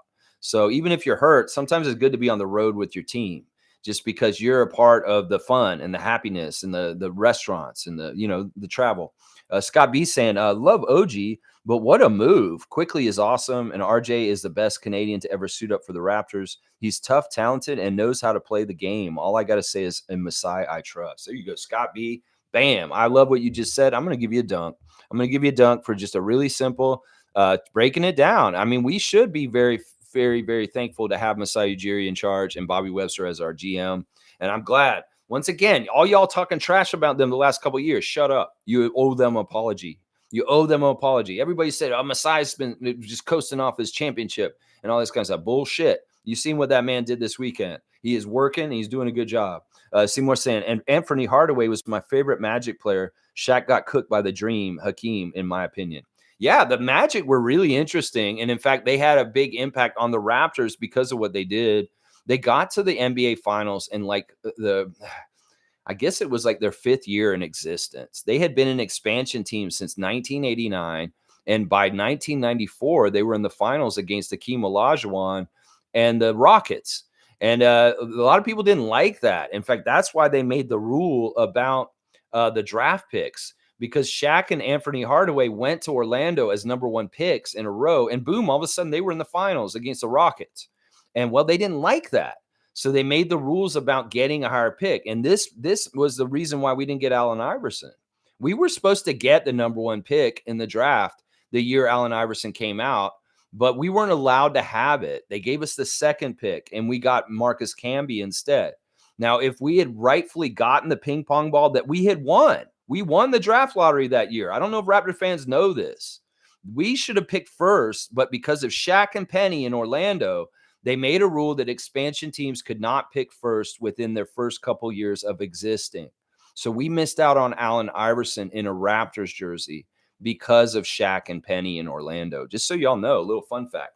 Jill saying, Lex, respectfully, Aaron Rose gets blasted because of opinions. You don't have to like TikTok, and it is possible China government liaison. However, it is an excellent way of connecting with the youth. Cheers. Well, in some ways, this is Jill telling my old head stupidity blind spot once again. She's told me, it's like, stop being ageist, stop saying this, stop saying that. Well, maybe I am a cranky old middle-aged man that's just like doesn't understand TikTok's bullshit. And this may be part of it here. In some ways, okay, is there a new age of journalism where TikTok is going to be a new form where respected journalists that are people that we should take as like they're telling the truth is a form where we're going to see them? No, I'm not going to TikTok to find Edward R. Murrow or Walter Cronkite or Diane Sawyer. No, I ain't going there to get. I don't have any respectability for the news sources from that site, because half that site, most of that site is just girls dancing and doing little dances. So why would I go there to get information about the Raptors in a factual way from Aaron Rose? That's my point. When Kayla Gray did it recently, I was like, why are you doing this? Like, you're above this, Kayla. You are a way better professional. You're on TV. Use the other places, write articles, do stuff. In some ways, I get it. Maybe it's a new age. Maybe more of this is coming with the younger generation. But to me, I'm not going to believe sources from TikTok. No, I'm not. So Aaron Rose, you go ahead. If you're going to connect with the young people. And some of this stuff he's saying is so stupid. He's always asking about polls about trades and all this kind of stuff. It's not like he's a real journalist. He's like To me, he's like the junior teen Vogue reporter for the Raptors. He's like the Teen Vogue reporter for the Raptors. I guess that's the best way of assessing it. Fierce is saying, yes, triple votes today, I believe. Oh, yeah, because it's Friday. Yeah, so make sure you get those triple votes in for today. Very much important. I think I did mine last night on triple vote day. Sorry, because I was after midnight last night. I made it. Maybe you should go check. Cowboy Sam, yeah, sorry about that, Seymour. Had too much family things going and was busy looking at the mountains. I brought some granny swag for you. See you soon sometime. Okay, so you guys didn't totally link. Well, it's a big province, Alberta, and it may be hard to get in the same place. Seymour saying ESPN really pumping up OG's game now all of a sudden, blowing him up like a Remax blimp. I love that. Seymour, you're getting a dunk because you just said Remax blimp for no reason. That's pretty funny. Yeah, of course they're going to do this. They're doing it to Fred in Houston right now. They did it with Kyle. They did it with a lot of different Raptors once they leave our team. It's like they were obscured by clouds when they're in Canada, and all of a sudden it's nice and clear. You can see them now. It's crazy. Let's see.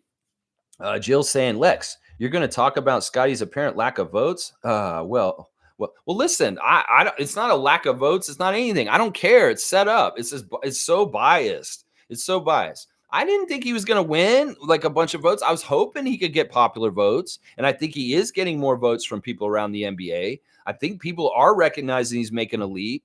But once again, that website is biased the way it's set up. They've got him like 5 rows down. So there's all these other people you see before, and it really is a bias that the NBA is trying to force who they want voted. It's no secret that Giannis, Joel Embiid, Jason Tatum are up at the top because they put them up at the top. It's not like it's alphabetical. It's not like it's from the stats. It could be the per. If they put the per in order, like everybody's highest per all the way down, boom, maybe they'd be in order for something that makes sense. But no, they have very much put their golden boy specific favorites at the very top, and they want people to go and vote for them. And that's really what shapes the fan voting is the ballot and stupid shit like that. So it is what it is. I mean, we got to talk about all issues. Monique is pissed off about the NBA All-Star vote so far. So it's an issue and something we need to bring up. And I think the coaches will put him in. Yeah.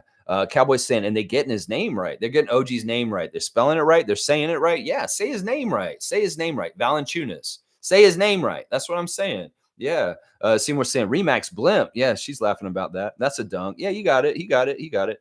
Let's see. Superfan saying, remember to hit first, Raps. That's right. Get out there, hit first, get on top. You're the team with a double-digit lead, and we'll go from there. That's what I'm talking all about that, Monique. I'm with you on that. Hit first, keep the lead, and you are on top. Fiercely saying, I guess it's the only perk to be part of the Knicks organization, recognition and fame, but at what cost? I don't know. I don't know if that's the only perk. I mean, listen, I'm not going to get into perks or minuses with different teams in certain ways. I know I'm familiar with ours. But in some ways, I don't know all the perks and minuses about being in the New York market. You know, some ways, maybe they have a hard time parking when they come to practice because it's New York City. Maybe they have other problems, like they got to worry about getting mugged. I don't know. There may be some really weird negatives too. Scott B saying Vince is a traitor. Let him retire a net. Yeah. Yeah. Scott B, you're getting it done. That's a real one. Some Raptors fans will be like, that's not a real Raptor fan. He's putting his finger up to Vince Carter. No, he's a real one because he understands he was with us and he's not with Vince. Some of y'all just got dazzled by his dunks and you didn't understand just how much damage he did to our team after he left in 2005. So, yeah, he's a traitor. Exactly. Chris is saying, do not retire Vince. Lowry is really the only one. DeRozan also. You got to do both of them. They should be next to each other. 7 and 10 should be up in our Raptors, and they should be next to each other. Rightfully so. The friendship and everything. DeMar didn't get the championship, but he needs recognition for the long-standing stuff he did for us. He really does. And once again, I'll tell you, the tale is there. His number 10 has not been worn in 5 years since he left in that trade for Kawhi.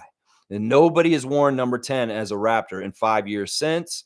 That means they're holding it, and they're going to retire it when DeMar retires. That's a tell right there. I'll Winders that shit and tell y'all it's the damn truth. And then I'll look like Nostradamus. I'll be like, no, nobody's worn 10. I'm paying attention to this. And he will be retired. I'm telling you right now, 7 and 10 are going up in the Raptors. Going up there. Yeah, Infamous is saying, salute, family. I'm so disappointed that Scotty's name was not on the first return of the All-Star ballots.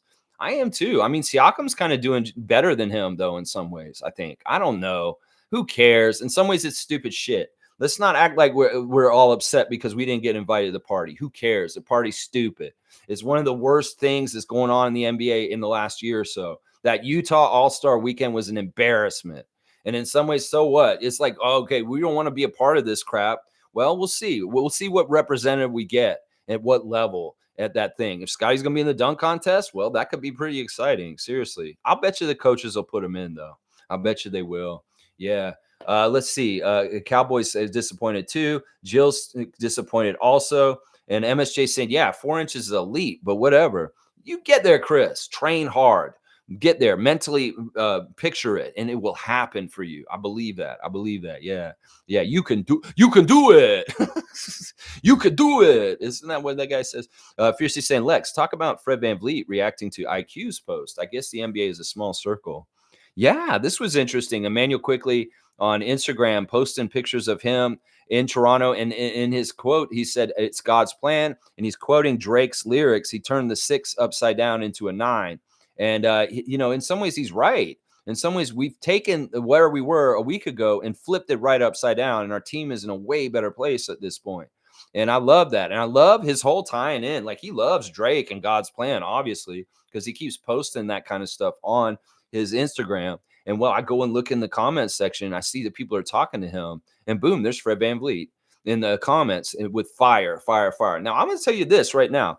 I'll bet you Fred's a big fan of Emmanuel Quickly as a player, having played against him and understanding and respecting him. And then, of course, Fred loves Toronto. I'm going to tell you all this right away, right now. There's no way that Fred hates Toronto, and he never, ever will. In fact, some of the best memories of his whole entire life are here in Toronto, the births of his children, the championship, all the accolades. The path to get to who he is right now was through Toronto.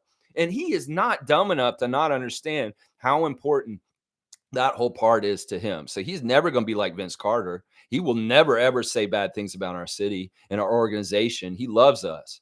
So in some ways, him seeing the success of Quickly coming in and turning it around for us, he loves that. He loves that. Freddie loves Toronto. I'm going to say that over and over again. The other people may say, oh, Fred's this, Fred's that, and they may bash him and be stupid in stupid ways like some other people.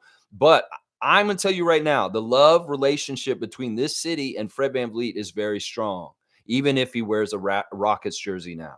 I'm going to say that right now. And yeah, I think he's happy for Emmanuel, and he's happy for us also. So there you go. Cowboys saying RJ and Emmanuel Quickie Mart are going to be cooking tonight. The store is open. Let's go Raptors. He's all about the Quickie Mart. The Quickie Mart. I like this. Fiercely saying, fam, let's keep voting for Scotty regardless. I have a feeling he will make it thanks to coaches. Yeah, I think he will. They will recognize the best players. In some ways, they're going to be like, we need a representative from Canada. I'm telling you.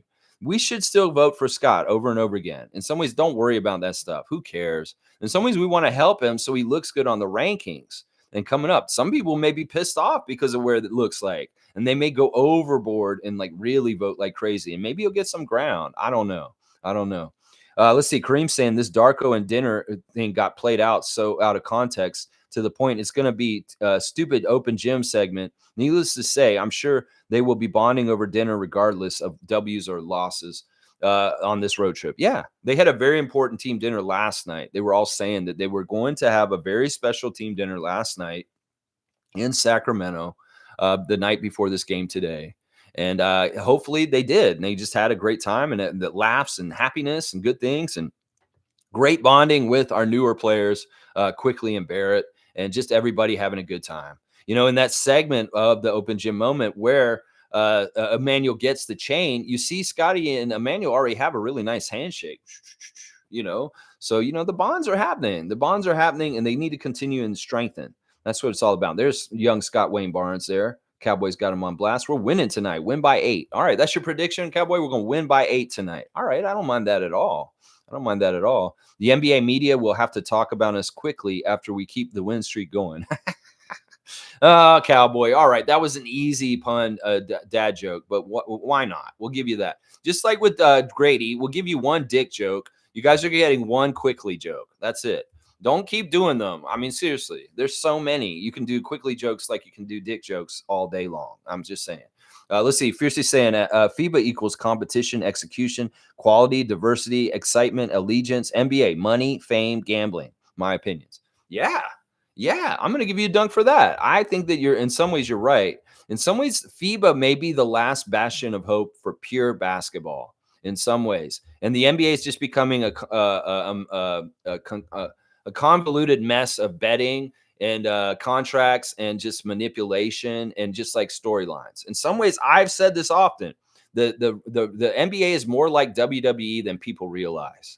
That they'll book it a certain way. They wanted the Lakers to win the in-season tournament. They wanted to guide water towards that down the river, and they did. They did. That was the best outcome possible for what they wanted. LeBron James win the first in-season tournament. Well, that's just like Vince McMahon booking WrestleMania. It's the same thing. So in some ways, I look at it that way. I really do. That the NBA is just this close to WWE, and FIBA is a pure competition still. It's still a pure competition. Jill's saying, I regularly forget that Dennis had another life. Perhaps this is why he's so incredibly thankful all time. Cheers. Yeah, Dennis Schroder has been different people at different times. There's a young Atlanta Dennis just came to the United States and he's fighting to make it in the NBA. Well, look at him now. He's 10 years in. He's still here. That's an accomplishment in itself. He must have been doing something right to still be in the league after 10 years and still as successful as ever. So I would say that respect Dennis Schroder more. He may be annoying. He may be a little abrasive. He may take some shots you don't like, but honestly, we need him as a backup point guard. And his aggressiveness on offense is a good thing in a lot of ways, y'all. I'm going to tell you that right now. Big up to Dennis from Cowboy. I like that. Most saying, thanks, Dennis. Thanks for wanting to stay a Raptor. Hey, Lex, put yourself in Masai's shoes. How much would you give Dennis and or? Now, once again, I'm going to be like Wayne Strainer. I'm not doing money. He's under contract for this year and next year, I believe. And I love that he said that on the Raptors show yesterday, that he wants to be a Raptor for long term. And that what he's doing here is like with Darko and everybody else is he wants to build the winning culture, build us to being another champion. And he's on board. He's all with the plan. And I love that. There's nothing to hate about what Dennis said. And if he stays a long-term Raptor, that's fantastic. It could very well be his contract is different on the next one. He gets different levels of contract money. Once again, just because Siakam makes a certain amount now doesn't mean when he's older and he's still a Raptor means he's going to get paid as high. He takes a veteran minimum. He takes different things depending on where he is in his career. He makes his big money now in the middle, and boom, hopefully we keep him around for a long, long time. And Dennis, the same kind of thing. That's what I'm saying. I love that he told those guys on the Raptors show yesterday he wants to be a Raptor for long term. I really do like it. Dap from David. I love it. Thank you for a super chat. Trevor's saying, after tonight, the Raptors will become the King's Killer. The King's Killer. Let's get the hemlock and the chalice. And let's give the king the hemlock and the chalice. Oh, let's make sure that he drinks it and not the queen. Oh, the beautiful queen. No, not the queen. No, the queen drank the chalice. No. I don't know where I got that from. I don't know why I'm saying chalice and hemlock. Cowboy saying, Uncle David, Lex needs a cookie. Yeah, I could use a cookie. David, where's my cookie? Oh, he gave me a $10 cookie. All right. Thank you, David. Thank you for the $10 cookie. There it is. There's a cookie. I love it. Hello. Fiercely saying, in reference to Troy Henry's comment, Cat Williams is exposing the dark side of Hollywood. Crazy stuff happening if you want to make it. I don't know. In some ways, I got so much on my plate right now. Cat Williams, conspiracy stuff or whatever, even if it's true, I'm not that interested in it right now at this point. Alley-oop for David. All right, we'll give David an alley-oop. It's kind of like, yeah, all right, fine. We'll give him an alley-oop. That's fine. Let's see. David is Raptor Freak Santa and also cookie donator. Yeah, he's a C is for cookie is good enough for me. That's right. I love cookies. The Cookie Monster. Yeah, cookie. Oh, see. I wonder if I could make Justin into Cookie Monster just for a sec. It's like I have to hide his teeth. See, is a cookie. I guess I got to kind of hide his ears too. It's like brown Cookie Monster. I don't know if that works. You're my son. Go sit down. All right, good. Okay. Let's see. David's saying, absolutely. Jill's saying, I like the term all-star for our guys, obviously, but watching that no practice game with everyone in it wasn't exactly enjoyable. Yeah, it's stupid. It's very stupid. Oh, Chris, thank you for the cup of coffee. Chris, thank you for the $4 super chat. Yeah, listen, the all-star game needs help. And, well, they're making it East-West again, and they're giving them incentives. So this year, supposedly, Indiana's all-star weekend is going to be much better than Utah's last year. We'll see if they improved it or not. We'll see. We'll see. No more schoolyard picking. Giannis, you can't make boneheaded mistakes. with how you build your roster for the All-Star game. That's right. Fiercely saying Porzingis would not be on that list if he was still with the Wizards. Perks of being with the Celtics. No, that list is stupid. I mean, Kyle Kuzma's on it. He's in the top 10 vote getters in the East for forward. That's ridiculous. The list is so stupid. It is so stupid. The fans, in a lot of ways, shouldn't have been voting for All-Star all along. Seriously, they shouldn't. They really shouldn't, because they often vote for guys who aren't even playing the whole year. Guys that have been hurt the whole season will get in the starting lineup, and they're like, why is he in the starting lineup? The fans voted him. That's stupid. They shouldn't be voting it. And seriously, let the coaches just do it. The coaches should be the ones picking the all-star teams, the starters, and everything. Seriously, the GMs and the coaches. Let's see. David saying all-star game used to be entertaining. Yeah, like in the 80s, maybe in the 90s. Yeah, back when these guys took it seriously to an extent. Fiercely saying RJ did the dunk contest. I don't know if RJ did the dunk. Did he do the dunk contest? I'm trying to remember. I don't remember him doing the dunk contest. We're talking about Vince. Vince did the dunk contest. Mugabe saying, "Good morning, Raptor freaks. We have to be winning for Scotty to get into the get in the 2-time Pascal was in because we were winning. The Raptors have to be perfect for the American media to really recognize us. Now, I don't care. We don't need their attention. We don't need their accolades. We don't need anything from them. We don't need anything from them. In some ways, that's one of our strengths, is we can work in silence and work on what we're doing as a work in progress with not so much of a spotlight, because they ignore us. And then boom, all of a sudden when we're good again and we start beating people, they're like, oh, the Raptors are surprising us. Well, you fucking ignored us. That's why you didn't know that we're on the up and up again. So you go ahead, make that mistake. Make that mistake and realize you didn't do the scouting report. You didn't understand the Raptors got it together again. Jill saying, Lex, did you know Mexico is in the NBA's plans? Yeah, we've talked about this on this channel a couple times over the years. The Mexico City is a possible expansion city for the NBA to put a franchise. Their G League team down there is a tester for this. The Mexico City Capitans is a team that is a tester for the NBA having a regular team there. Everything they do in the G League is like testing out. It's like the guinea pig league. They're doing it like testing out in-season tournament by doing the Showcase Cup tournament in the G League. Everything gets tested out there. They figure it out, and then if it works down there, they may apply it to the big league. So Mexico City being in the G League is a signifier of this. There's a lot of people in Mexico City. There's a lot of money to be made, and the NBA will go there. Watch. They probably will. Let's see. Jillian's saying drink water again. Okay, 10:30. So I'm a half hour behind right now because it's 11. Okay, we're making good time. Fiercey's giving me the cutoff. I appreciate that. Most saying Toronto All-Star was the best one. No one could beat that one. Yeah, it was really good other than the really crazy temperatures. That was just insane how cold it was the one year. We have the All-Star break, and it makes everybody really double down on the whole idea of how cold it is in Toronto. It's so stupid. But yeah, that was one of the most memorable ones. Unfortunately, I wasn't even in the city for that one. The All-Star game and everything that happened with it, I was in transit going to Atlanta to visit my family, and I was on planes and in airports that whole weekend. I wasn't even in Toronto for that All-Star weekend. In some ways, I have regrets over that I wish I had been around town, but I had to go see my family at that time. So I was not actually in Toronto for the All-Star weekend that time. Dana's saying, isn't JFL the one who said he wasn't going to be here long, just want to develop and move on? Yes, he is. Yes, he is. David's saying an expansion team in Mexico is a disaster waiting to happen. Look at how the neighbors to the north are treated. Can you imagine the reaction to a team from Mexico or elsewhere? Wow, political nightmare. You know what? It's an interesting idea. I see what you're saying in some ways. In some ways, this is a great way to get this conversation out there. In some ways, the things that will be talked about if the NBA tries to go to Mexico City could be very good for perceptions about Mexico in a lot of different ways. In some ways, in the United States, it needs more of an education on what Mexico is all about and what it really is. There's a lot of really racist bullshit kind of tropes and ideas about Mexico.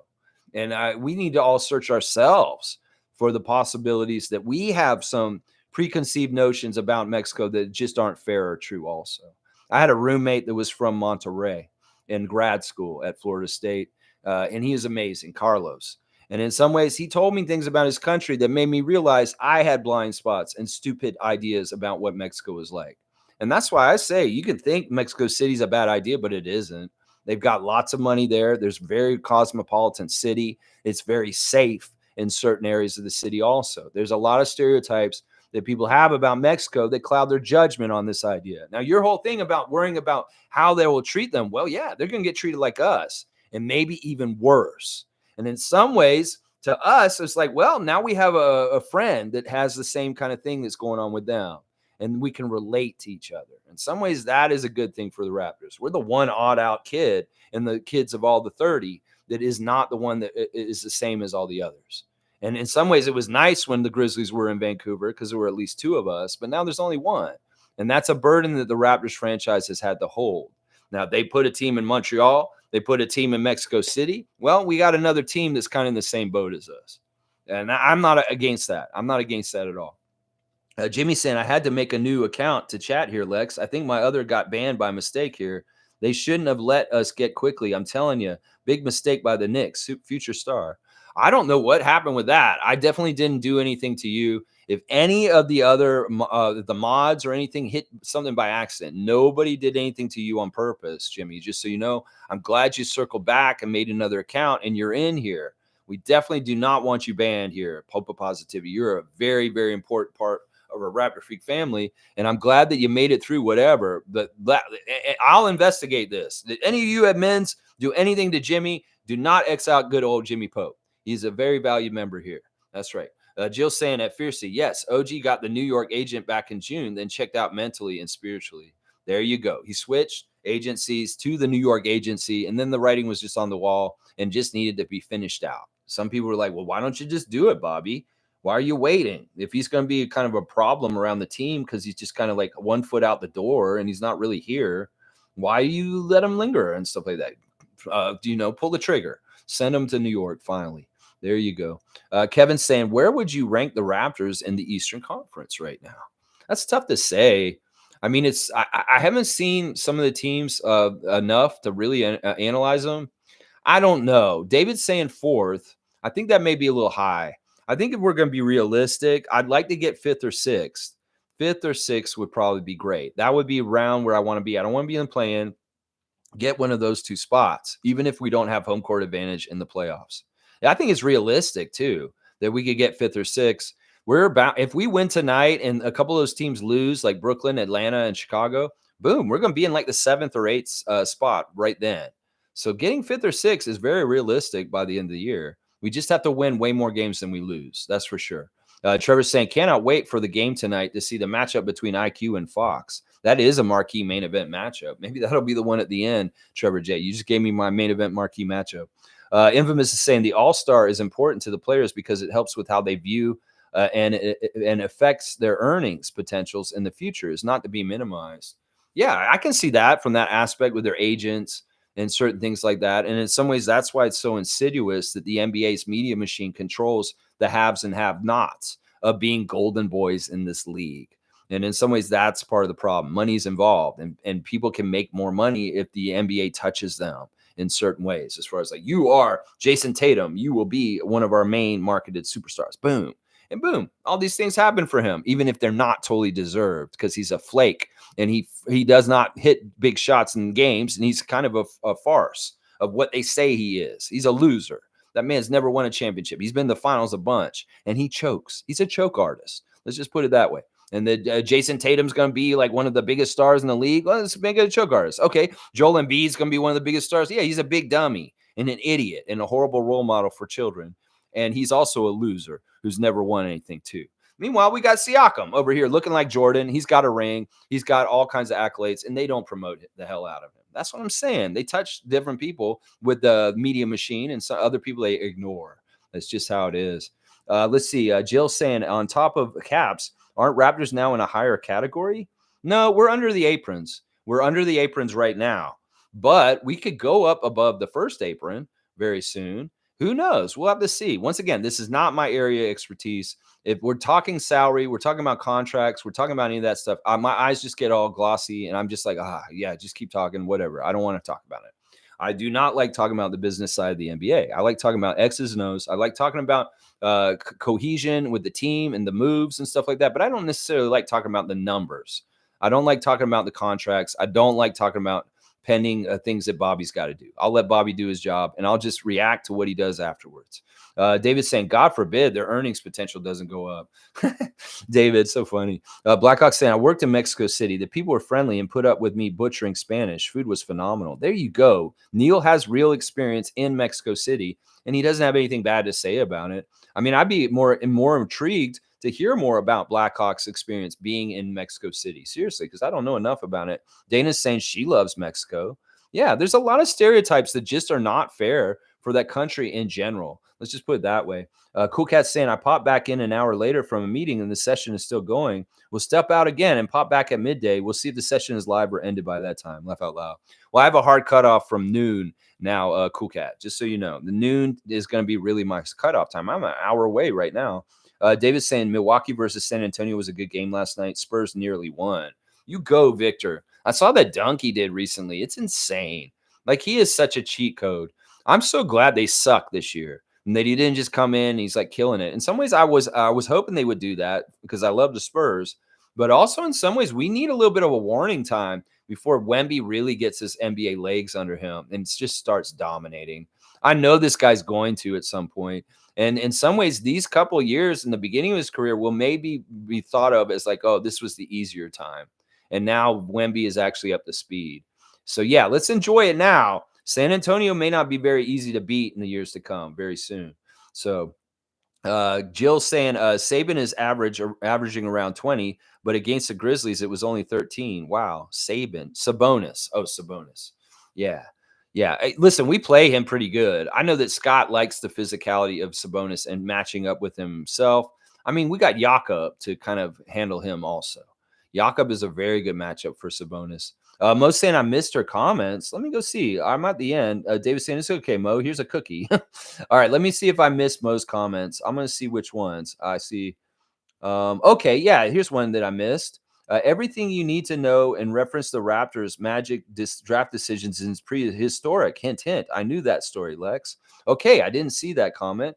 And yeah, that's pretty good. All right, let me see if I missed a bunch of more here. Oh, yeah, I see Randolph's here. I don't know why it jumped to the end. It jumped to the end, and I missed a whole bunch of them. All right, let's see. All right, here we go.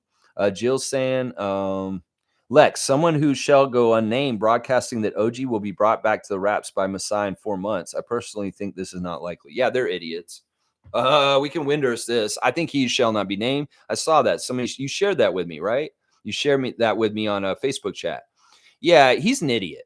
Does he not understand that his OG's agent is the son of Leon Rose, the GM of the New York? I guess he doesn't. He doesn't do his homework.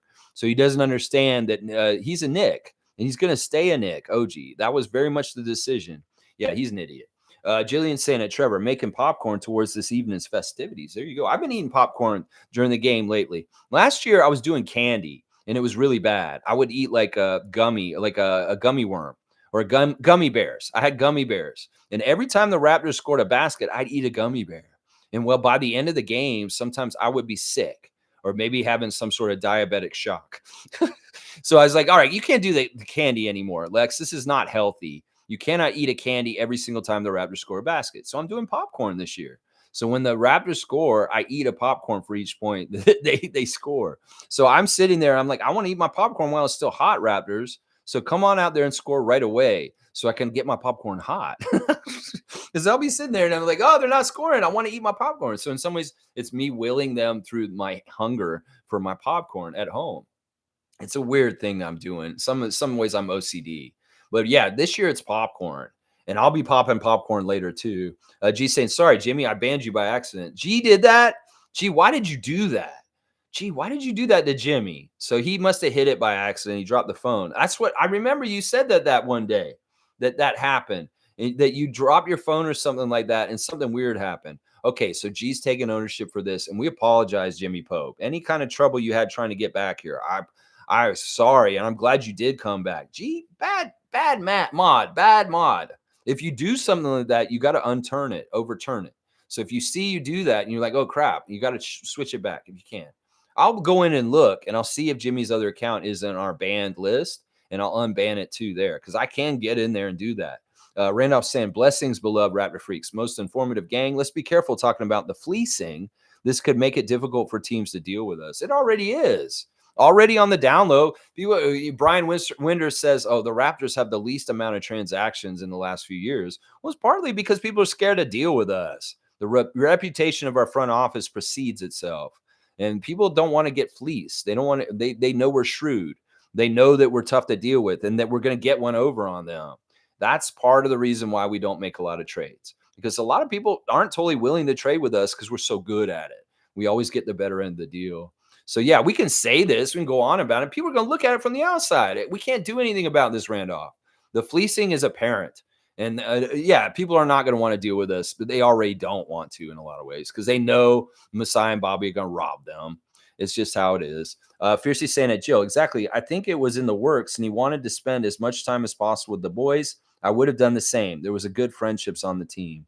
Yeah. Yeah, OGs want to get as much time with everybody as possible. I like Dennis talking about how they told the team. They had everybody come in on the day of the trade, and they said, you can see some of your teammates are not here right now. Well, they've been traded. And boom, everybody's like, whoa, shocking. They're at team lunch or something, and that's when that happened. Very interesting. Fiercely saying, I'm going to Alberta in June, fam. Lots of time to discuss. All right, that'll be cool. Yeah, Fiercely's going out to Alberta, Seymour. Maybe you guys should link up. G saying Raptors had OG's birds rights, which would have helped him get around the cap if they extended him.